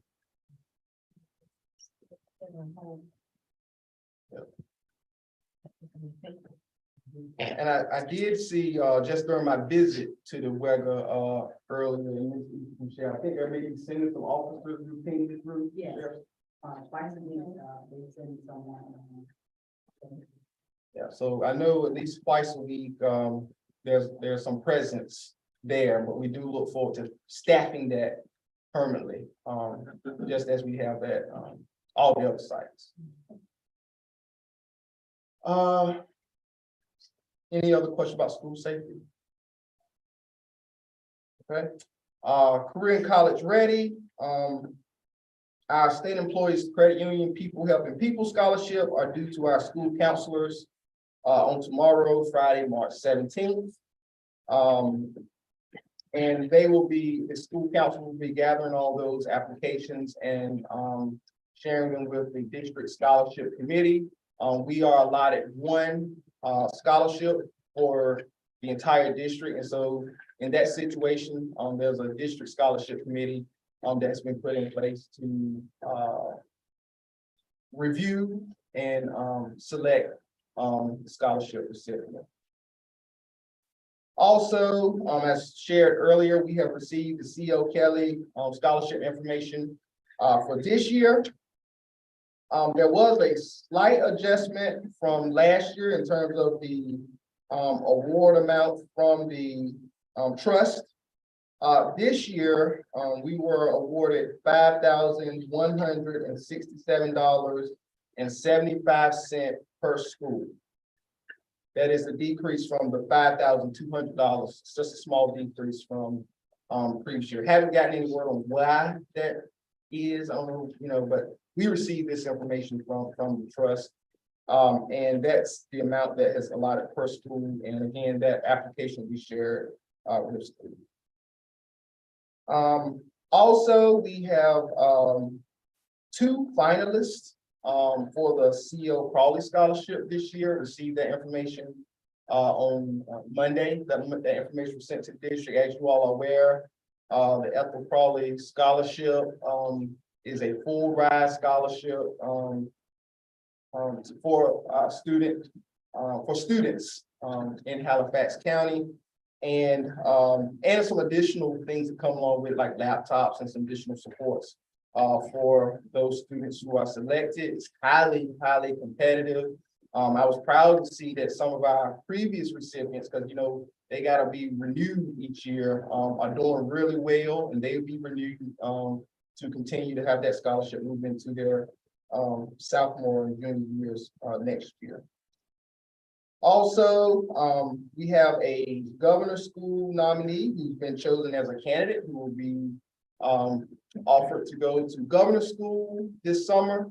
We're in the process of notifying families and students, both those who were not selected and those who were selected, just being very intentional and purposeful about how we relay that type of news, especially if they were not selected, because they're all winners in terms of just being able to make it that far. But we want to be very concerned about, how some take disappointing news sometimes. But I will say that Mrs. Plum, who's working to coordinate this process, she's worked with finding additional opportunities to offer those students, one of them being the Governor's Page program, which is a very good program to offer students who may not participate in, who did not get the opportunity to participate. So there's some really good opportunities out there. Any question about career and college? Have a question about governor's school. So we have a superintendent's person that's appointed that goes automatically. That is our. And so we don't have an additional We person. did not get an additional. Really, I mean, we have some really strong, candidates. Go and just have some really strong candidates. WIOA, we have received from Turning Point Workforce Development a request. They have submitted a request for a proposal, which my understanding is kind of like a biannual request that we must submit in order to continue with that program. I will say this year, they did not give us additional funding as they previously have, which kind of left us short budgeted with that program. And we shared that unclosed session. And so it's attached to a person. So we. But we will be doing the RFP submitting if it's the pleasure of administration. All right. Question was made. No, sorry. This RFP, what you're talking about, when does that have to be approved? Well, we will. I don't know if the RFP actually has to be approved unless you all say that that's something that's required, but it must be submitted by March 31st. No, I'm repeating that because that's what you just said. Oh, okay. Yeah. Well, typically what will happen is once we are awarded the opportunity to contract with them as the contractor, that would actually be, Okay, all right. And if they don't approve the entire funding amount, then that's left on us to upload. Yes. Basically. Or yes, sir. Or some other entity. Yes, sir. Okay. All right. From operation. Child nutrition, summer feeding sites have been approved, submitted applications, summer feeding sites have been approved. Ms. Evans has already led a training, for all of, the managers and working those, on March 14th. Transportation, we did have a fully executed now contract for the activity buses. I think it was left off when we submit, sharing that with you all last month. But, we do have 180-day delivery, within that contract with, the approved, vendor that we chose, Carolina Thomas. And finally, facilities, there is a, quote. I have a question along the lines of transportation. And I didn't ask to add it on the agenda because I felt like when we got to transportation, that would be the place to talk about it. Thank you for the buses. But I have some questions as it relates to our children riding buses. Last week, our students encountered something having to take a trip and I've been told that buses were not right, and I just need to get some answers because as a board member, I don't know. I'm under the understanding that there is some type of approved transportation bus list that I know has not come before this board, as far as buses that can be used and buses that cannot be used. Can you help me with that? So yeah, I can begin, and Dr. Williams feel free to chime in about the list, but typically what happens is there are companies who present to us and Mr. Freeman will help as well, a list of their certificate of liability insurances and different requirements, and once they submit those things to our district, they are then become part of that list that we have of companies that we know who have insurance. Now specifically with, can we go in detail about a particular trip that you shared? Okay. You can. Okay. I'm just trying to Yes, sir. get to the point of an approved list because I've never heard of that list. And this is the incident that happened last week. This is not the only time that activity buses have been, I mean, not activity buses, but charter buses have been in question with our children riding. I'm just trying to see how we got to an approved list. Yeah. I mean, where did it come from? Right. I'm just trying to figure out. So typically so when I learned that, for example, on a previous trip, that was a charter bus was transporting students this year. And in my conversation with Mr. Freeman, I was asking him about, okay, what about our time for inspection of a charter bus based on just my knowledge of whenever students are transported on a commercial charter bus based on state board policy, and then after confirming in our local board policy that commercial charter buses must be inspected to meet the same standard as our locally run buses, right? Our activity buses. And so that was after that was confirmed. We made sure that we certainly began, now don't want to be ignorant about it because something happens, then you got to be accountable for that, knowing, right? So from then, we have made it our process to make sure that when students board a charter bus, that the tires are of good quality standard for our students, that all the lights are working. In particular, on this particular trip, if we're referencing the RVEC trip to DC on last week, was that already just last week? Yeah, last Wednesday. Yeah, so on last Wednesday morning, I met Mr. Freeman. You come up with maybe a filling in detail, but I met Mr. Freeman at RVEC. One, I didn't need to be there, but I need to be there just to, for one, support the director of transportation, being out there at 6 o'clock, meeting the transportation, but also, if there was something that needed to be navigated, I wanted to be there to help support as well. And I'm glad I was there. So the company that was chosen, he had a certificate of insurance and everything already prior to the trip. So that at that point, they are then added to the list. However, they still go through that inspection process, even if they're up there, right? So during this particular inspection, the brake lights, the driver could not show that there were fully functioning brake lights on the bus. Right?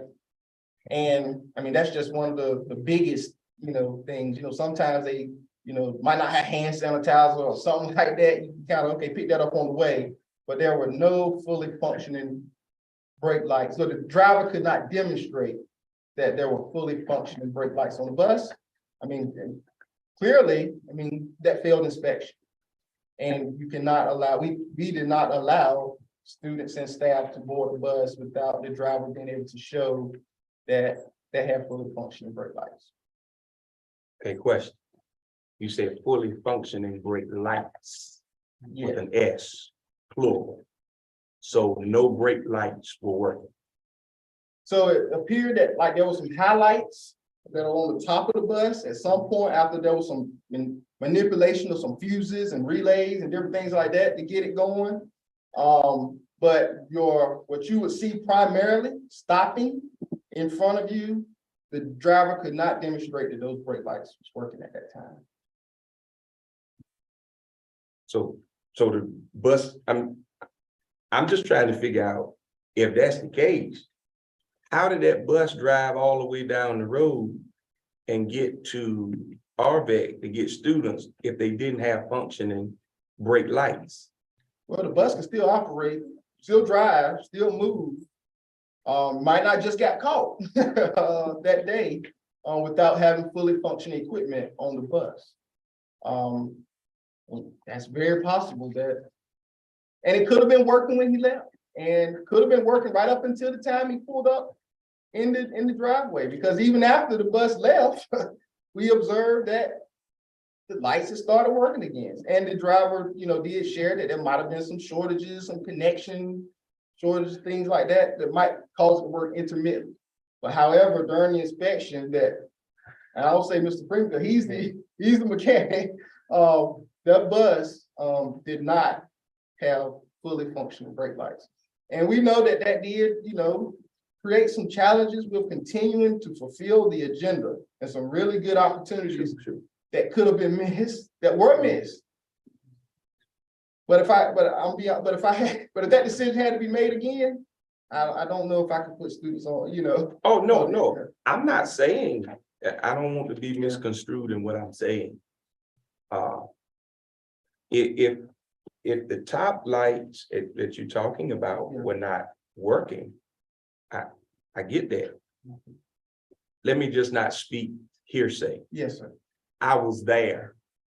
I saw the brake lights working on the side, but not at the top. So I agree with you on that. They weren't working across the top, but I saw them working on the side. I saw them. I'm not talking about what anybody else said. I saw them. The side of the bus. Yeah, I'm talking about the back of the bus, the side.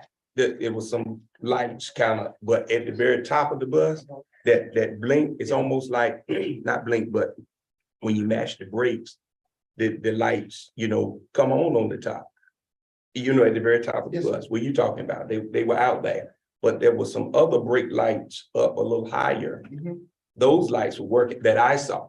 And they were stuck on. That's correct. That's why I said they were stuck on, which why I guess I worded, he could not demonstrate that they were functioning correctly, right? Okay. Because if the bus is stopped and nobody's in it pressing the brake, the Okay. brake light shouldn't be on. Okay.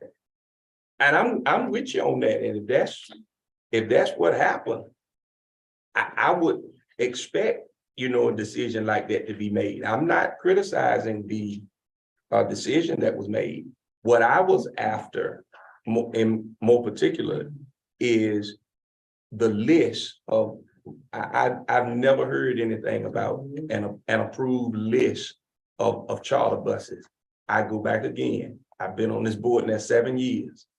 I've never heard of an approved list. I've never seen an approved list.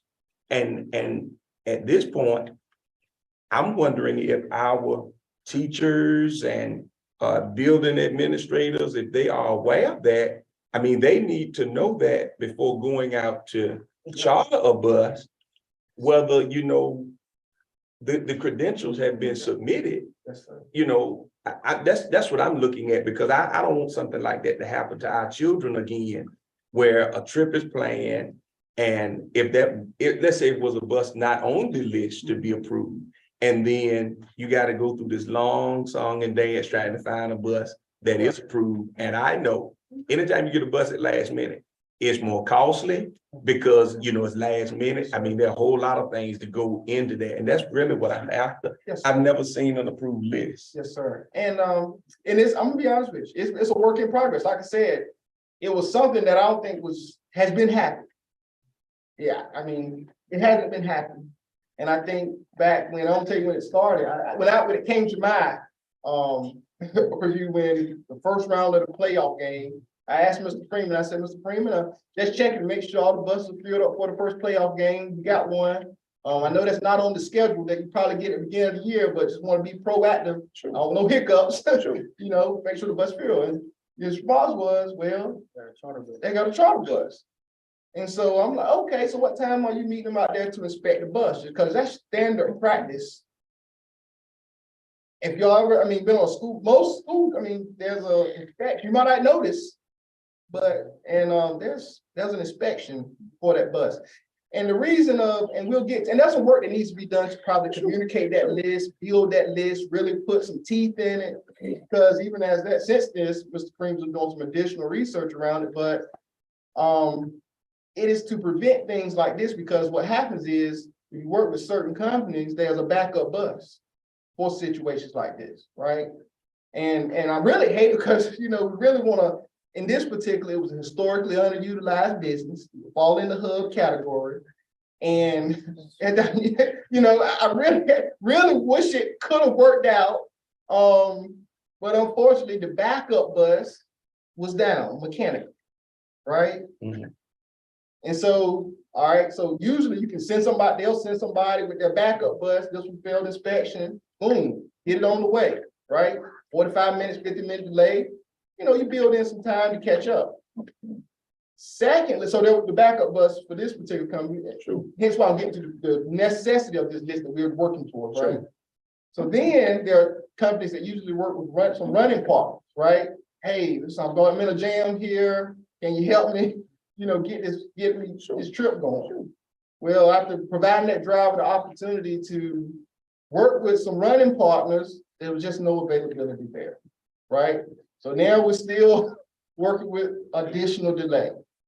So the next troubleshooting method is, well, we don't want the trip to be canceled. So who's gonna pick up at 6:45 in the morning?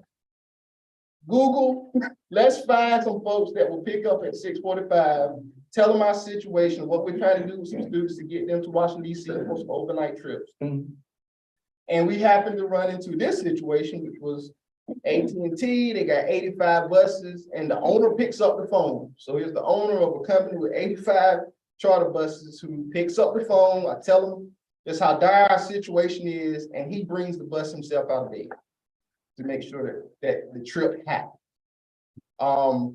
Yeah, not the most ideal of where we want to be, because that it hurt me that we had a hub that we really, you know, really wanted to see them, you know, have that opportunity. But so here's how we got to this point. And the necessity of the list, hopefully explaining how, because of not having, and Mr. Freeman is even going to some additional, want to just share about what that means, that list means. Yes, I will. The list will entail of course, the certificate of liability, but it's things before that, background checks, going out to the company, doing site visits, looking at buses, looking at records from USDOT, and even the safety part of it. We have to do that. That's all in that pamphlet that we have that they sent the state census. I don't mind making copies and giving it to all of y'all so y'all can see it and give it to Superintendent so you can pass it out. But I think that that's something that we all need to come up on speed with, because even, you know, being out there that morning, the previous charter bus company that we utilized, the students was dissatisfied with that company. We need to know that, and that's part of going back and looking into the bus companies and inspecting ourselves what we actually working with. to get the best bus or the best service for our students. So there's a lot of stuff that we're gonna bring up to speed, bring the district up to speed on, that we can have successful trips and not have research. Ms. Williams, I have a question. Oh, go ahead. You going? No, so whatever that list is, and I'm paused with them, I just wanted clarity, because I've never heard of a list. And it would have been nice to know, as a board member, I think all board members, should have been made aware that a list was being compiled. So, Mr. Freeman, you personally inspecting, I mean, I know diesel mechanic, all of that, you have expertise in that, so you're personally doing the inspection of the buses and whatever company, I guess, is you, if it's on that list. Yes, sir. Okay. And also before Miss Kitty left, there was a lot of a file with certificate of liabilities in it. Me and Ms. Dickens have updated that file to get current certificate of liabilities, because we were operating off of old insurance policy. Gotcha. Even with that being said, we are supposed to be on that policy as a notifier to be notified if that company drops policies or whatever. So Gotcha. it's safety for the district of our students. Yeah, I get that. I'm with you. I'm with you. Yeah, so once they got added to once they bring that certificate of insurance, they were then on the list. So. Yeah. I just want to add on to what Dr. Reverend Sykes said, because when I first found out was doing the athletic, when they was getting ready to go, and then I was hearing that they had to go through an inspection with the charter bus. And I want to know where, I don't know about the other board members, but I didn't know anything about this. So when was this? I never heard talk as long as I've been on the board. So who started this? Or it should have been, to me, it should have been sent out to every school. The athletic director, all of them should have had this before this something just come up, just bam, all at once. And I mean, we should have been aware, and still, I don't know whether everybody has a paper on this here of the buses that you got and how who went about choosing the people that's on the bus, how they the buses that you have on there, that's my thing. So once somebody uses that charter line, they get submitted to that list because they have then submitted everything that's needed. So like, for instance, once the company that was used last week, once they had previously submitted everything, they were then, because we had certificate of liability on that list. Even with our athletic program, they were then on the list. Now, even if they're on the list or not, they're still gonna get an inspection, because who's to say that something's gonna fail, or people don't keep their tires up, or That's true too, Mr. Cottrell, but you still ain't answering my question. But I think it was, but I still, as a board member, I think we should have been aware of this. That's all I'm saying now. I didn't know anything, and I don't think nobody else knew about it. And that should have been something that should have been brought to us. That's important to us too. Our kids riding on, we want them to be safe too. But it was something, you asked the question and you can't answer the question because you don't know, never heard anything about it. That's all what I'm saying. Yes, ma'am. And relaying communication, we can work on, and it was just, didn't know that it hadn't been communicated. Maybe that was my lack of knowing still, I can't say I'm new anymore, but it was policy, and it was in the board policy. Been answered. Who decided Policy, there is. Who came with, when was the policy made? So I think I had shared that policy that we have around. Now we have to approve, as a governing board, we have to approve policy. Well, that's where I found it in our policy manual. Wellness City School. We'll resend that to you so you can see that it's state required. And though it may not have been happening here many years, however long it may have been, it's something that should have been done.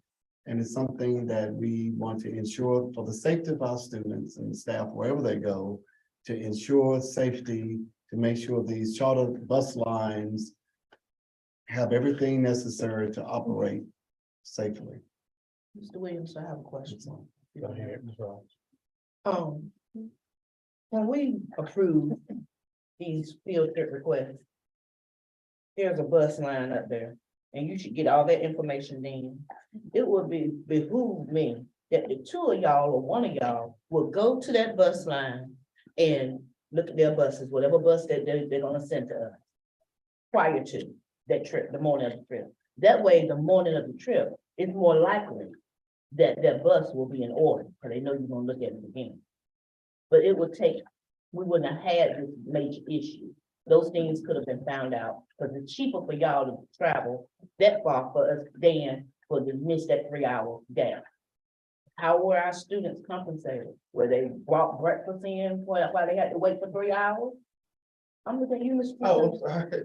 Yeah, I was trying to figure out, trying to get a bus. I was running around trying to get the bus, so I wasn't able to try to find breakfast. I was sorry, I was trying to find the bus. But it behooves me that our principals, we only have 4 schools, you can count them on one hand.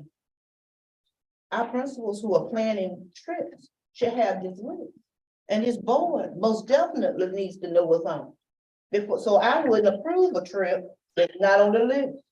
But I am sitting here now with 2 field trip requests. And another one out here floating somewhere out there. That I don't know if they own it, I don't know if Holiday is on the list or not, but I still haven't seen the list. I still don't know what the policy is. And Board members, I can give some clarity. I was looking at your policy manual. It's policy 6340. thank you. Transportation service vehicle contracts about halfway down. Nope, actually, it's the second paragraph. I can just read it and then, but it states that the superintendent or designee shall develop a list of companies or individuals that meet standards and are approved to provide student transportation services. It also states that the superintendent shall ensure that school system contracts for commercial bus transportation services for school-related activities are only with entities on the approved list.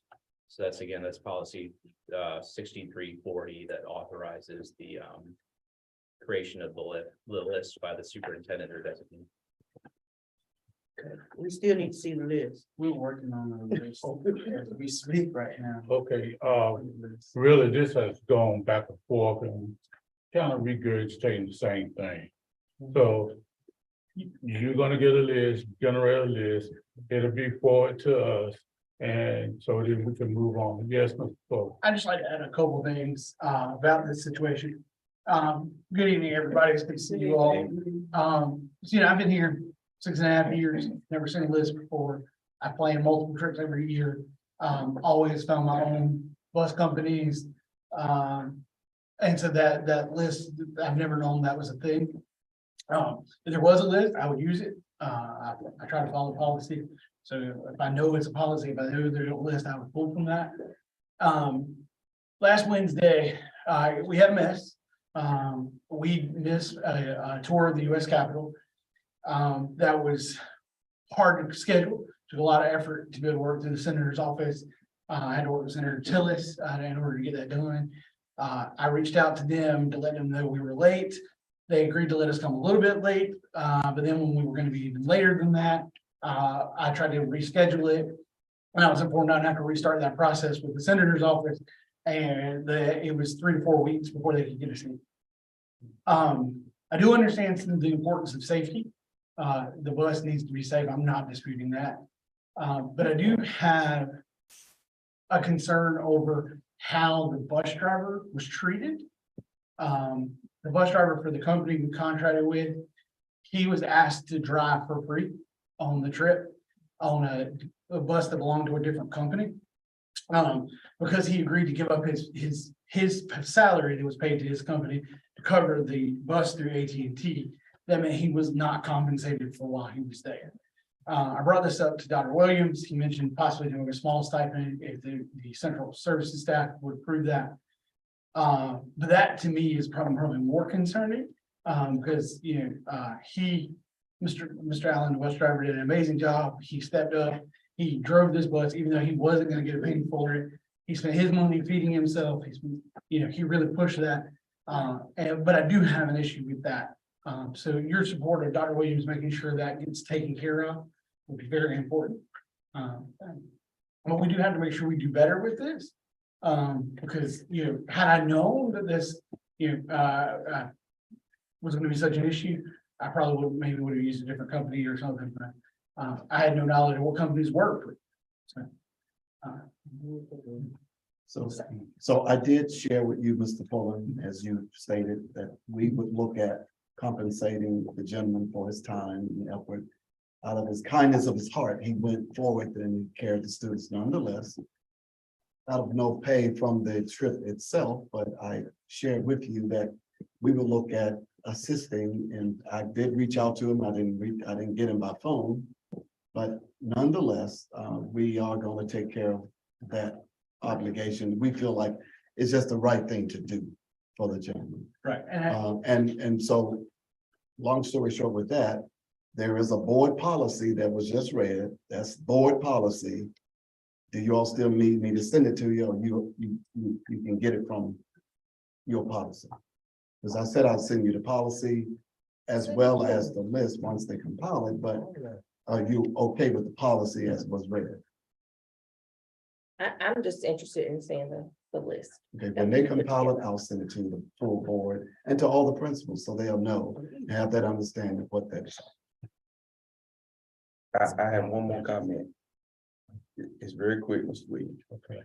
I agree with what you said, Dr. Williams, about the bus driver, and so, you also, Mr. Pullen.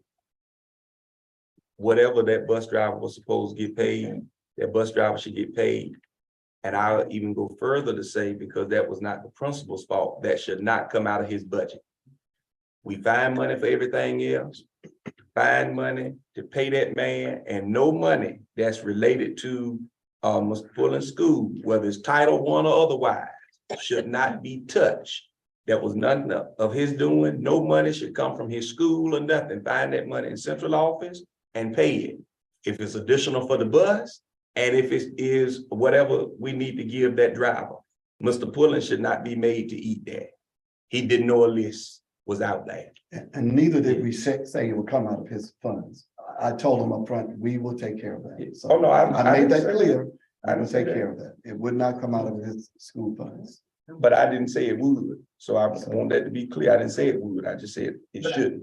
I was told that I was responsible for paying difference in bus price out of my Title I funds for the more expensive AT&T charter bus. So that was supposed to come out of my Title I. So that was the agreement that when I agreed to it with Mr. Futrell, when we were on the phone with Dan. So if you want.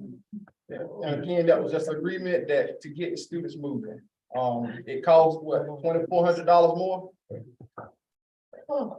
So do we need to put it in the motion? So we need to You just need to go to the next item. Do we need to make a motion on that so that they'll be paid, or? We're taking care of it, Ms. Vera Robinson. That made it clear. It can be taken care of. Cost is, Say it again. what are you approving? My question is, do we need to put that in the form of a motion to make sure that this gentleman is paid and that the monies for the bus is taken care of? There's nothing, no cost to the school. Or do we need to or not? You could, if you want to authorize the superintendent, or it sounds like it's the consensus of the board to do that, either way. Okay. If you want to make a motion, you can certainly make a motion to that effect. I make a motion that we make sure that the driver is paid and all of the expenses for the bus to be paid at the central office level and not from the school. Second. Been a motion by Ms. Barry Robinson, second by Ms. Robinson, that all expenses associated with the delay of the bus be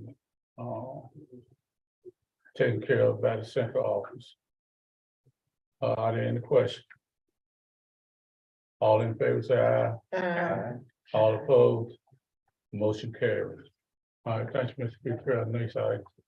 All right, lastly, I have before you a quote for air purifiers. So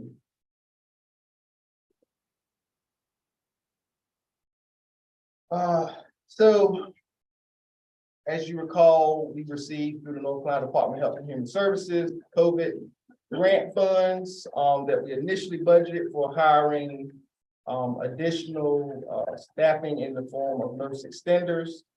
We were successful in hiring 2 nurse extenders. But some of those other nurse extender positions were not filled, which left money, that will leave money unspent, and this grant ends June 30th. And so I have put in a request to North Carolina Department of Health and Human Services to amend that budget to allow for another allowable expense. And air purifiers are an allowable expense. We've worked with this company, this company has shared with us that this is one of the things that they offer. And so with the remaining funds, we would like to purchase air purifiers for our classroom and open spaces in our schools based on the items that you see here with that grant funding. For a total of 55. Yes, and 10 of them are larger units for bigger spaces like media centers, cafeterias. So is this something that we'll be able to continue once the grant is over? Yeah, so these will be ours that we're purchasing. The maintenance on them will be changing out the filters. There'll be a That's what I'm cost about. associated with the filters. Hopefully we might get that in that agreement somehow to Okay. add some in. So, but I at least wanted to get a dollar amount up for this request for this purchase. Are there warranties on these? I'm not certain. Do you know if there are warranties associated with these box purifiers? Yes. Yes, there are. Okay. They're box purifiers, so they could be, they're mobile. Yes, Okay. yes, they absolutely. We'll be able to move them around from middle Yes. school, high school, Yes, down the road. all Yes. that. Okay, Okay, do we have a motion? I make a motion to approve the box purifiers. Second motion. Motion by Ms. Hale, second by Reverend Sight, that we purchased the air purifiers. Is there any discussion? All in favor, aye. All opposed? Motion carries. all right, thank you all. I'll be followed by Mr. Miller with the COVID update.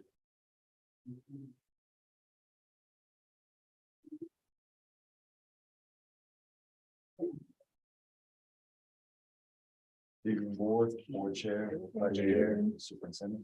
Now for our COVID-19 testing program updates. District-wide, we have a total of 348 participants. We have 4 at Central. We have 4 additional at the early college. They were students. We have 5 additional at the elementary school. Those were students as well. 4 additional students at the high school and 5 additional students at the middle school. Our positive cases as of today, the students, we haven't had any cases, and that last case was February 6th.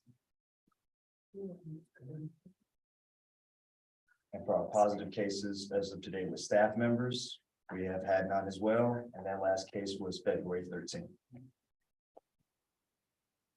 Questions? Yes. Yes, ma'am. So for the summer, I know that Mr.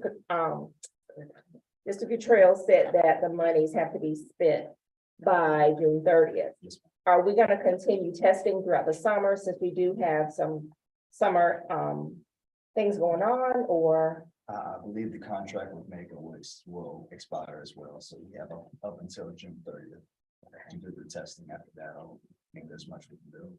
Okay. So the funds, I know that when Dr. Robinson was doing her report, she said that it would go out, what she said, 120 days or how many ever days. Will that work? I mean, will we have that time too with this pot of money? The deadline is, So- I'm not certain, but June 30th is what we understand, it will just expire. That's why we're trying to encumber and get these air purifiers and all that prior to then, so at that point, it's over. Well, with that being said, it did take a while, but I did request that we get at-home test kits through the state.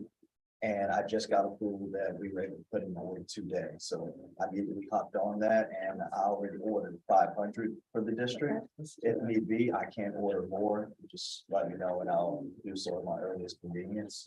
And maybe so with those at-home test kits, that can extend past June 3rd. So if anybody's asymptomatic, we can just give them a test and quarantine to have them return back to school.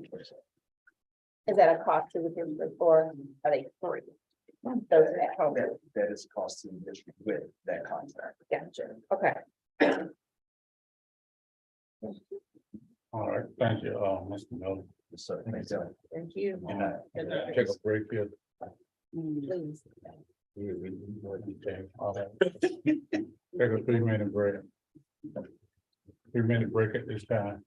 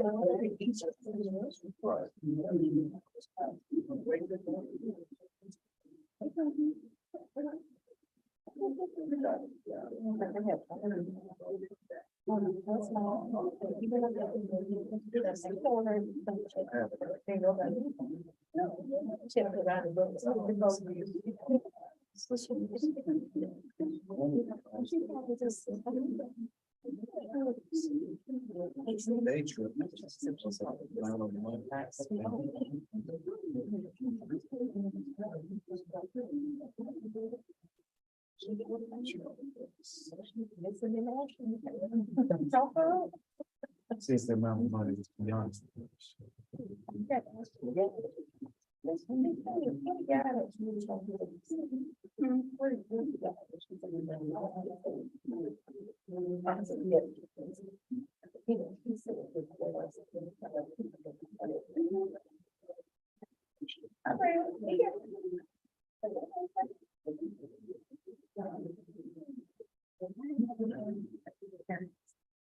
Something I'm making of the night.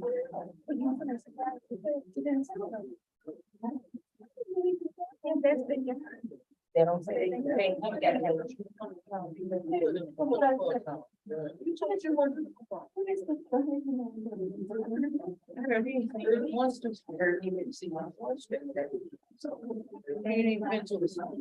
You have a location at every school, you need to your parents that. So that's what, does he have a location at every school yet? Yeah, a place that he has, so. And it's not in your office.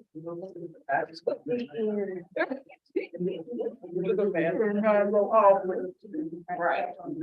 You know, at the middle school, when it's fixed. And at the elementary school, he's working. It's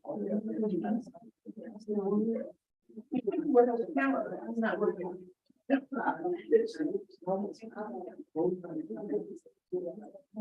Maybe. I don't know about it. You got to go to Raleigh. Yeah. Durham's where I live, so. I'll have a drive. Lots of energy drinks. Well, it's third and that's fine. Yeah, report what things that we will be and be ready tomorrow. No particular time. Kids give me all. Kids give me all. What you got? What they do? How it going? My oldest daughter is 4. Oh, yes, I know they do. 15 months. Oh, yeah. They don't really sleep at This time. Classes. And I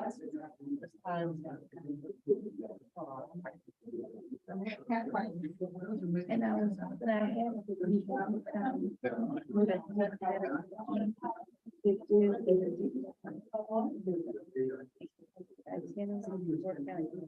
What happened?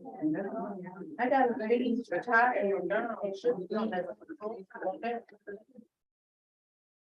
I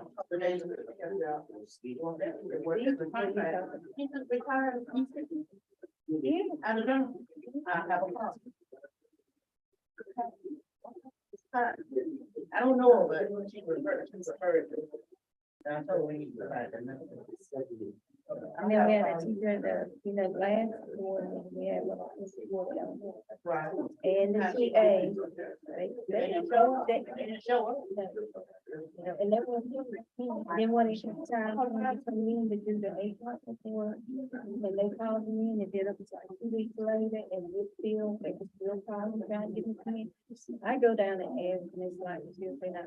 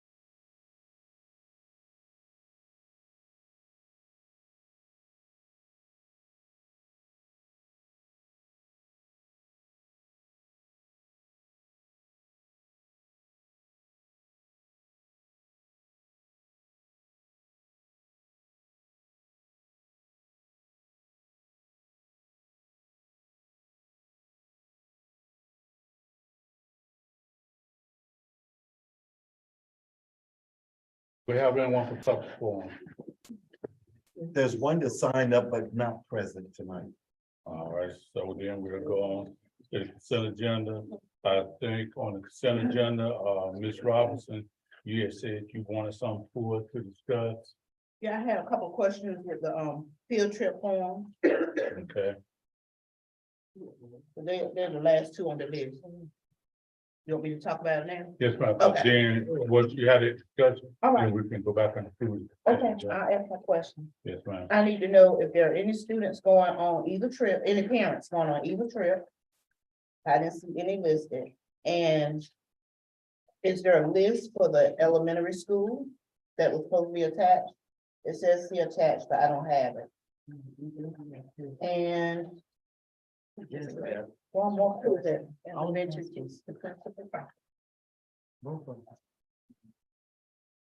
Oh, and the middle school trip to Kingston Million, I saw a lot of people from the central office listed up there. Is that a day off or something? I was just wondering. Cause we asked for people from the central office to go into schools and work, and we haven't gotten that since last August, but they can go to Kingston Million. I just had a question about that. I was just wondering.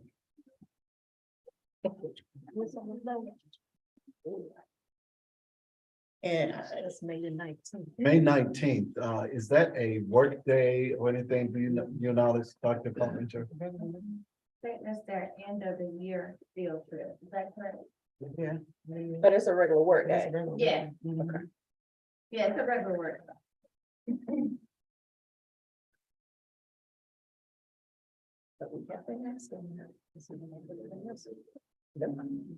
Those are just some concerns I had. Okay, any other concerns? Okay, then we'll go to the consent agenda and I accept the motion to approve the consent agenda. I move that we accept the consent agenda.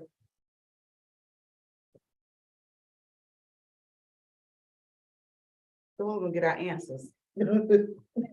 Answer to, Oh, never been. The concern, huh?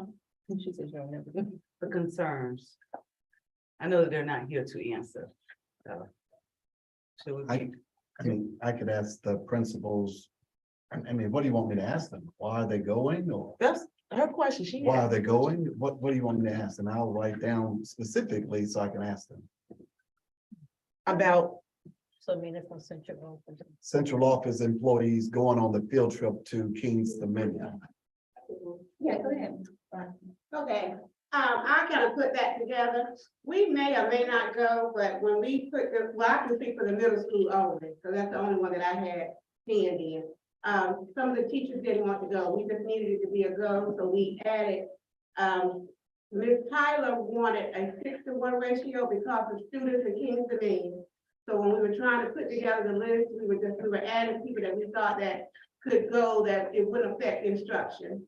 Because she wanted a 6-to-1 list, but we can still go back to a 10-to-1 list. Now, when Weldon Middle School, elementary school decided that they wanted to go, some of those people from that Kingston Million trip may transfer over to Weldon Elementary School, but we just were trying to put the list together because we did have teachers that said that they just didn't prefer to go on the trip, and we needed it to be a goal for them. But it may not, still may not be that we're there. Thank you for that clarification. That's a question. Why aren't the teachers mandated to go on this field trip if Why? the whole school going? Why aren't they? Why aren't they? That's a principal question, and I can Okay. find that out as well. And then my question, Mr. Williams, would be, why is that being planned through curriculum and not through the school? Not through the principal and the teachers? So that particular field trip is not Miss Tyler planning the trip? Did she ask you all to assist her, or what's that with that? What's going on? She planned it. She wasn't really sure with the process, and we just helped her with it. She actually, she came up with Kingston Million, she came up with everything. When she was calling, doing the buses, she wasn't sure about how the new transportation or the field trip form. So we helped her plan that trip because this would have been her very first one to plan. So all the ideas came from her. We just helped her with the paperwork and implementing everything, and that's why we knew about it. So we, Ms. Davis and I just helped her with it. One more question. Were parents invited to attend? Parents are going to attend, but Okay, we didn't want to send out any information until it was approved by the board.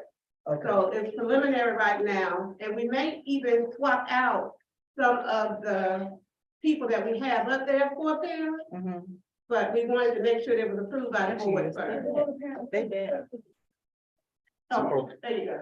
Ms. Tyler, question is, in reference to your field trip to King's Dominion, some of your teachers, we are told, are not going, and the whole school is going.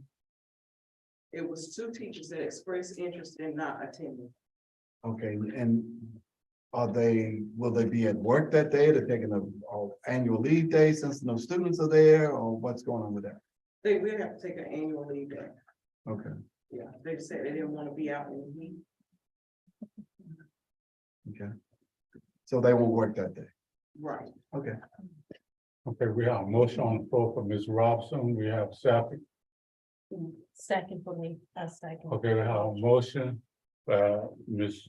Robinson, a second by Ms. Harrison to approve the field trip. Is there any discussion? It's the whole consent agenda. I mean, consent agenda, I'm sorry. Thank you, Ms. Robinson. You're welcome. Is there any discussion with item? Okay, with no discussion, and those are all in favor of the consent agenda, aye. Alright. All opposed? Motion so carries. Okay, now we'll go back into closed section.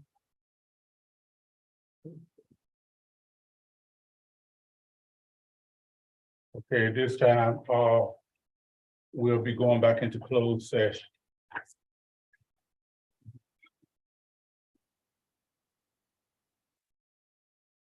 Good night, everyone. Good night, all.